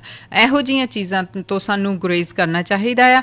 ਤਾਜ਼ਾ ਚੀਜ਼ਾਂ ਵਰਤਣੀਆਂ ਚਾਹੀਦੀਆਂ ਜ਼ਿਆਦਾ, ਅਤੇ ਕਿਸਾਨਾਂ ਨੂੰ ਚਾਹੀਦਾ ਆ, ਖਾਸ ਕਰਕੇ ਜਿਹੜੇ ਇੰਡੀਆ ਤੋਂ ਇਸ ਵਕਤ ਦੋਸਤ ਪ੍ਰੋਗਰਾਮ ਨੂੰ ਦੇਖ ਸੁਣ ਰਹੇ ਨੇ, ਮੈਂ ਉਹਨਾਂ ਨੂੰ ਇਹੀ ਤਾਕੀਦ ਕਰਨਾ ਚਾਹਾਂਗੀ ਕਿ ਤੁਸੀਂ ਆਪਣੇ ਘਰ ਦੇ ਵਿੱਚ ਥੋੜ੍ਹੀ ਬਹੁਤ ਖੇਤੀਬਾੜੀ, ਘਰ ਦੀਆਂ ਸਬਜ਼ੀਆਂ, ਦਾਲਾਂ ਜਿਹੜੀਆਂ ਨੇ ਉਹ ਔਰਗੈਨਿਕ ਜ਼ਰੂਰ ਉਗਾਓ। ਔਰਗੈਨਿਕ ਦਾ ਮਤਲਬ ਦੋਸਤੋ ਹੁੰਦਾ ਦੇਸੀ। ਦੇਸੀ ਦਾ ਮਤਲਬ ਆ ਕਿ ਤੁਸੀਂ ਕੋਈ ਕੈਮੀਕਲ ਸਪਰੇ ਨਹੀਂ ਉਹਨਾਂ ਨੂੰ ਕਰਨੇ। ਖਾਦ ਪਾਉਣੀ ਆ, ਜਿਹੜੀ ਮਸ਼ਰੂਮ ਦੀ ਖਾਦ ਹੁੰਦੀ ਆ, ਮਿੱਟੀ ਇੰਡੀਆ ਦੇ ਵਿੱਚ ਗੋਹੇ ਦੀ ਖਾਦ ਹੁੰਦੀ ਆ, ਉਹ ਜਿਹੜੀਆਂ ਦੇਸੀ ਖਾਦਾਂ ਨੇ, ਉਹ ਤੋਂ ਜਿਹੜੀ ਉਹਦੇ ਨਾਲ ਉਗਾਈ ਹੋਈ ਜਿਹੜੀ ਚੀਜ਼ ਹੁੰਦੀ ਆ, ਉਹ ਸਭ ਤੋਂ ਜ਼ਿਆਦਾ ਸਾਡੇ ਸਰੀਰ ਲਈ ਖਰੀ ਹੁੰਦੀ ਆ। ਆਪਾਂ ਸੋਚਦੇ ਹਾਂ ਕਿ ਸਾਡੀ ਫਸਲ ਬਹੁਤ ਵਧੀਆ ਹੋ ਰਹੀ, ਅਸੀਂ ਆਹ ਸਪਰੇ ਯੂਜ਼ ਕੀਤਾ, ਆਹ ਖਾਦ ਪਾਈ, ਆਹ ਦਵਾਈ ਪਾਈ, ਪਰ ਉਹ ਸਾਡੇ ਅੰਦਰ ਵੀ ਤਾਂ ਜਾ ਰਹੀਆਂ ਨੇ ਦੋਸਤੋ।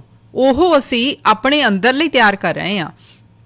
ਅਗਰ ਅਸੀਂ ਨਹੀਂ ਚਾਹੁੰਦੇ ਕਿ ਸਾਡੀ ਸਿਹਤ ਤੰਦਰੁਸਤ ਰਵੇ ਤਾਂ ਅਸੀਂ ਕੈਰੀ ਔਨ ਰੱਖ ਸਕਦੇ ਹਾਂ, ਨਹੀਂ ਤਾਂ ਸਾਨੂੰ ਆਪਣੇ ਇਹ ਜਿਹੜੇ ਤੌਰ ਤਰੀਕੇ ਆ ਇਹ ਬਦਲਣ ਦੀ ਜ਼ਰੂਰਤ ਆ। ਇਹਨਾਂ ਨੂੰ ਬਦਲ ਕੇ ਸਾਨੂੰ ਖੁਰਾਕ ਆਪਣੀ ਬਦਲਣ ਦੀ ਜ਼ਰੂਰਤ ਆ, ਨਹੀਂ ਤਾਂ ਆਉਣ ਵਾਲੇ ਸਮੇਂ ਦੇ ਵਿੱਚ ਹਜੇ ਤਾਂ ਕੁਝ ਵੀ ਨਹੀਂ ਇਹ ਬਿਮਾਰੀਆਂ ਆਈਆਂ, ਆਉਣ ਵਾਲੇ ਸਮੇਂ ਦੇ ਵਿੱਚ ਬਹੁਤ ਹੀ ਭਿਆਨਕ ਬਿਮਾਰੀਆਂ ਆਉਣਗੀਆਂ, ਸਾਨੂੰ ਲੱਗਣਗੀਆਂ ਅਗਰ ਅਸੀਂ ਇਹਨਾਂ ਚੀਜ਼ਾਂ ਨੂੰ ਕੰਟਰੋਲ ਨਹੀਂ ਕਰਦੇ। ਸੋ ਉਹ ਚੀਜ਼ਾਂ ਖਾਈਏ ਜਿਹੜੀਆਂ ਮਦਰ ਨੇਚਰ ਤੋਂ ਪ੍ਰਕਿਰਤੀ ਤੋਂ ਸਾਨੂੰ ਸਿੱਧੀਆਂ ਮਿਲਦੀਆਂ ਆ। ਕੋਸ਼ਿਸ਼ ਵੱਧ ਤੋਂ ਵੱਧ ਕਰੀਏ ਕਿਉਂਕਿ ਮੈਨੂੰ ਪਤਾ ਹੈ ਓਵਰਨਾਈਟ ਇੱਕ ਦਿਨ ਦੇ ਵਿੱਚ ਤਾਂ ਇਹ ਆਦਤ ਸਾਡੀ ਬਦਲਣੀ ਨਹੀਂ। ਜੇ ਅਸੀਂ ਕੋਈ 20 ਸਾਲ ਤੋਂ ਸਮੋਸੇ ਪੀਜ਼ੇ ਖਾਂਦੇ ਆ ਰਹੇ ਹਾਂ, 40 ਸਾਲ ਤੋਂ ਖਾਂਦੇ ਆ ਰਹੇ ਹਾਂ, ਹੁਣ ਤਾਂ ਇੱਕਦਮ ਤਾਂ ਨਹੀਂ ਬਦਲਣੀ, ਪਰ ਉਸ ਨੂੰ ਘਟਾਈਏ, ਘਟਾ ਕੇ ਹੌਲੀ ਹੌਲੀ ਆਪਣੇ ਆਪ ਨੂੰ ਕੌਨਸ਼ੀਅਸ ਕਰੀਏ ਤਾਂ ਕਿ ਅਸੀਂ ਚੰਗੀ ਸਿਹਤ ਆਪਣੀ ਰੱਖ ਸਕੀਏ। ਅੱਜ ਦਾ ਪ੍ਰੋਗਰਾਮ ਤੁਸੀਂ ਦੇਖਿਆ ਸੁਣਿਆ, ਬਹੁਤ ਬਹੁਤ ਤੁਹਾਡਾ ਸ਼ੁਕਰੀਆ ਦੋਸਤੋ। ਸਾਡੇ ਨਾਲ ਇੱਕ ਕਾਲਰ ਨੇ, ਮੈਂ ਕੁਇਕਲੀ ਕਾਲ ਇਹਨਾਂ ਦੀ ਲੈਣਾ ਚਾਹਾਂਗੀ। ਸਤਿ ਸ਼੍ਰੀ ਅਕਾਲ ਜੀ ਕਾਲਰ, 1 ਮਿੰਟ ਹੈ ਤੁਹਾਡੇ ਕੋਲ, ਕੀ ਕਹਿਣਾ ਚਾਹੋਗੇ? ਹਾਂਜੀ ਸਤਿ ਸ਼੍ਰੀ ਅਕਾਲ, ਕਮਲ ਪਰਵਿੰਦਰ ਸਿੰਘ। ਜੀ ਜੀ ਪਰਮਿੰਦਰ ਜੀ, ਕੀ ਹਾਲ ਹੈ? ਹਾਂਜੀ ਮੈਂ ਕਹਿਣਾ ਇੰਨਾ ਚਾਹੁੰਦਾ ਵੀ ਹਮੇਸ਼ਾ ਪ੍ਰੋਗਰਾਮ ਵਧੀਆ ਲਿਆਉਣੇ ਤੇ ਬਹੁਤ ਵਧੀਆ ਅੱਜ ਦੱਸ ਉਹਨਾਂ ਗੱਲਾਂ ਕਰੀਆਂ ਤੁਸੀਂ। ਥੈਂਕ ਯੂ, ਜਾਗਰੂਕ ਕੀਤਾ ਜੀ। ਗੌਰ ਕਰਨਾ ਚਾਹੀਦਾ, ਸਾਰਿਆਂ ਨੂੰ ਮੰਨ ਲੈਣਾ ਚਾਹੀਦਾ। ਕਹਿੰਦੇ ਹੁੰਦੇ ਆ ਜਿਹੜਾ ਕੱਲ ਦਾ ਕੰਮ ਅੱਜ ਕਰੋ, ਅੱਜ ਕਰ ਸੋ ਅਭੀ। ਜੀ ਬਿਲਕੁਲ, ਜਾਨੀ ਬੰਦੇ ਨੂੰ ਸੋਚ ਕੇ ਚੱਲਣਾ ਚਾਹੀਦਾ ਤਾਂ ਜੋ ਜ਼ਿੰਦਗੀ ਤੁਹਾਡੀ ਵਧੀਆ ਆ। ਇੱਕ ਵਾਰੀ ਜ਼ਿੰਦਗੀ ਬੰਦੇ ਨੂੰ ਮਿਲਦੀ ਆ, ਮਨੁੱਖਾ ਦੀ ਜਿਹੜੀ ਆ, ਉਹਦੇ ਉੱਤੇ ਚੱਲਣਾ ਚਾਹੀਦਾ ਤਾਂ ਜੋ ਤੁਸੀਂ ਆਪਣੀ ਸਿਹਤ ਨੂੰ ਵਧੀਆ ਰੱਖ ਸਕੋ। ਇੰਨਾ ਮੈਂ ਕਹਿਣਾ। ਹਮੇਸ਼ਾ ਵਧੀਆ ਪ੍ਰੋਗਰਾਮ ਤੇ ਰੇਡੀਓ ਪੰਜਾਬ ਸੁਣਨ ਵਾਲੇ ਸਭ ਨੂੰ ਭੈਣਾਂ ਭਾਈ ਨੂੰ ਸਤਿ ਸ਼੍ਰੀ ਅਕਾਲ ਜੀ। ਸਤਿ ਸ਼੍ਰੀ ਅਕਾਲ ਪਰਮਿੰਦਰ ਜੀ, ਬਹੁਤ ਬਹੁਤ ਤੁਹਾਡਾ ਸ਼ੁਕਰੀਆ ਜੀ। ਪਰਮਿੰਦਰ ਜੀ ਨੇ ਬਹੁਤ ਹੀ ਵਧੀਆ ਕਿਹਾ ਕਿ ਕੱਲ ਕਰੇ ਸੋ ਅੱਜ ਕਰ, ਮਤਲਬ ਅਗਰ ਅਸੀਂ ਕੱਲ ਤੋਂ ਕੋਈ ਚੇਂਜ ਆਪਣੀ ਜ਼ਿੰਦਗੀ ਦੇ ਵਿੱਚ ਲਿਆਉਣੀ ਆ ਤੇ ਉਹਨੂੰ ਅੱਜ ਲਿਆਓ, ਕਿਉਂਕਿ ਕੱਲ ਜਿਹੜਾ ਉਹ ਦੋਸਤੋ ਕਦੀ ਨਹੀਂ ਆਉਂਦਾ। ਅੱਜ ਤੋਂ ਸ਼ੁਰੂ ਕਰੋ ਜੋ ਵੀ ਕਰਨਾ ਆ, ਅੱਜ ਤੋਂ ਆਪਣੀ ਸਿਹਤ ਦਾ ਖਿਆਲ ਰੱਖਣਾ ਸ਼ੁਰੂ ਕਰੋ, ਅੱਜ ਤੋਂ ਆਪਣੀ ਖੁਰਾਕ ਬਦਲੋ। ਬਸ ਸੋਚ ਲਓ ਕਿ ਅੱਜ ਦਾ ਪ੍ਰੋਗਰਾਮ ਆ ਜਿਹੜਾ ਅਸਰ ਜ਼ਰੂਰ ਕਰੇ ਤੁਹਾਡੇ ਦਿਮਾਗਾਂ ਦੇ ਉੱਤੇ। ਅਗਰ ਦਿਮਾਗਾਂ ਤੇ ਇਹ ਪ੍ਰੋਗਰਾਮ ਅਸਰ ਕਰ ਗਿਆ ਤੇ ਦੋਸਤੋ ਸਰੀਰ ਖੁਦ ਬਖੁਦ ਹੀ ਠੀਕ ਹੋਣ ਲੱਗ ਜਾਣਗੇ। ਬਹੁਤ ਸਾਰੀਆਂ ਬਿਮਾਰੀਆਂ ਤੋਂ ਅਸੀਂ ਛੁਟਕਾਰਾ ਪਾ ਸਕਦੇ ਹਾਂ, ਭਾਵੇਂ ਉਹ ਹਾਈ ਬਲੱਡ ਪ੍ਰੈਸ਼ਰ ਹੋਇਆ, ਸ਼ੂਗਰ ਹੋਈ ਜਾਂ ਹੋਰ ਕਈ, ਕਿਸੇ ਨੂੰ ਕਬਜ਼ ਰਹਿੰਦੀ, ਕਿਸੇ ਨੂੰ ਬਲੋਟਿੰਗ ਰਹਿੰਦੀ ਆ, ਕਿਸੇ ਨੂੰ ਐਸਿਡ ਬਹੁਤ ਹੁੰਦਾ, ਕਿਸੇ ਨੂੰ ਗੈਸ ਬਹੁਤ ਹੁੰਦਾ। ਜੋ ਵੀ ਪ੍ਰੋਬਲਮ ਸਾਡੀ ਬਾਡੀ 'ਚ ਹੁੰਦੀਆਂ ਉਹ ਸਾਡੀਆਂ ਆਪਣੀਆਂ ਕ੍ਰੀਏਟ ਕੀਤੀਆਂ ਹੁੰਦੀਆਂ ਕਿਉਂਕਿ ਸਾਡੀ ਖੁਰਾਕ ਗਲਤ ਆ। ਸੋ ਖੁਰਾਕ ਨੂੰ ਬਦਲੀਏ, ਕਿਸੇ ਪ੍ਰੋਫੈਸ਼ਨਲ ਦੇ ਕੋਲ ਜਾ ਕੇ ਉਹਨਾਂ ਤੋਂ ਜ਼ਰੂਰ ਐਡਵਾਈਸ ਲੈ ਲਈਏ। ਸਾਡੇ ਪ੍ਰੋਗਰਾਮਸ ਦੇ ਵਿੱਚ ਹਮੇਸ਼ਾ ਹੀ ਕੋਸ਼ਿਸ਼ ਹੁੰਦੀ ਆ ਕਿ ਇਹਨਾਂ ਖੁਰਾਕਾਂ ਦੇ ਬਾਰੇ ਕੀ ਅਸੀਂ ਖਾ ਸਕਦੇ ਹਾਂ, ਕੀ ਨਹੀਂ ਖਾ ਸਕਦੇ, ਕੀ ਚੰਗਾ ਕੀ ਮਾੜਾ ਸਾਡੇ ਸਰੀਰਾਂ ਲਈ, ਅਸੀਂ ਹਮੇਸ਼ਾ ਦੱਸਦੇ ਰਹਿੰਦੇ ਹਾਂ। ਉਸ 'ਤੇ ਜ਼ਰੂਰ ਅਸਰ ਕਰ ਸਕਦੇ ਹੋ ਤੁਸੀਂ ਤੇ ਆਪਣੀ ਸਿਹਤ ਦਾ ਖਿਆਲ ਰੱਖੋ। ਹੁਣ ਪ੍ਰੋਗਰਾਮ ਦਾ ਜਿਹੜਾ ਸਮਾਂ ਆ ਸਮਾਪਤੀ ਵੱਲ ਜਾ ਰਿਹਾ। ਕੱਲ੍ਹ ਨੂੰ ਫਿਰ ਮੇਰਾ ਪ੍ਰੋਗਰਾਮ ਹੋਵੇਗਾ ਦੋਸਤੋ 8 ਤੋਂ ਲੈ ਕੇ 10 ਵਜੇ ਤੱਕ। ਕੱਲ੍ਹ ਨੂੰ ਵੀ ਸਾਡੇ ਨਾਲ ਇੱਕ ਗੈਸਟ ਹੋਣਗੇ ਕਿਉਂਕਿ BC ਦੇ ਵਿੱਚ ਇਲੈਕਸ਼ਨਸ ਹੋ ਰਹੀਆਂ ਨੇ। ਸੋ ਹੁਣ ਸੰਡੇ ਵੀ ਗੈਸਟ ਹੋਇਆ ਕਰਨਗੇ, ਹੋਪਫੁਲੀ ਥੋੜ੍ਹਾ ਕੁ ਸਮਾਂ, ਕਿਉਂਕਿ ਗੱਲਾਂ ਬਾਤਾਂ ਅਸੀਂ ਇਲੈਕਸ਼ਨ ਦੇ ਬਾਰੇ ਵੀ ਕਰਨੀਆਂ।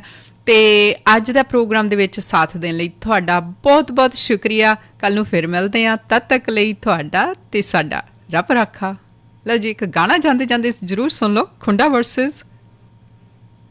ਵਰਸਸ ਖੁੰਡਾ, ਗਗਨਦੀਪ ਕੌਰ ਚੀਮਾ ਦੀ ਆਵਾਜ਼ ਦੇ ਵਿੱਚ। ਕੱਲ੍ਹ ਨੂੰ ਮਿਲਦੇ ਹਾਂ ਜੀ।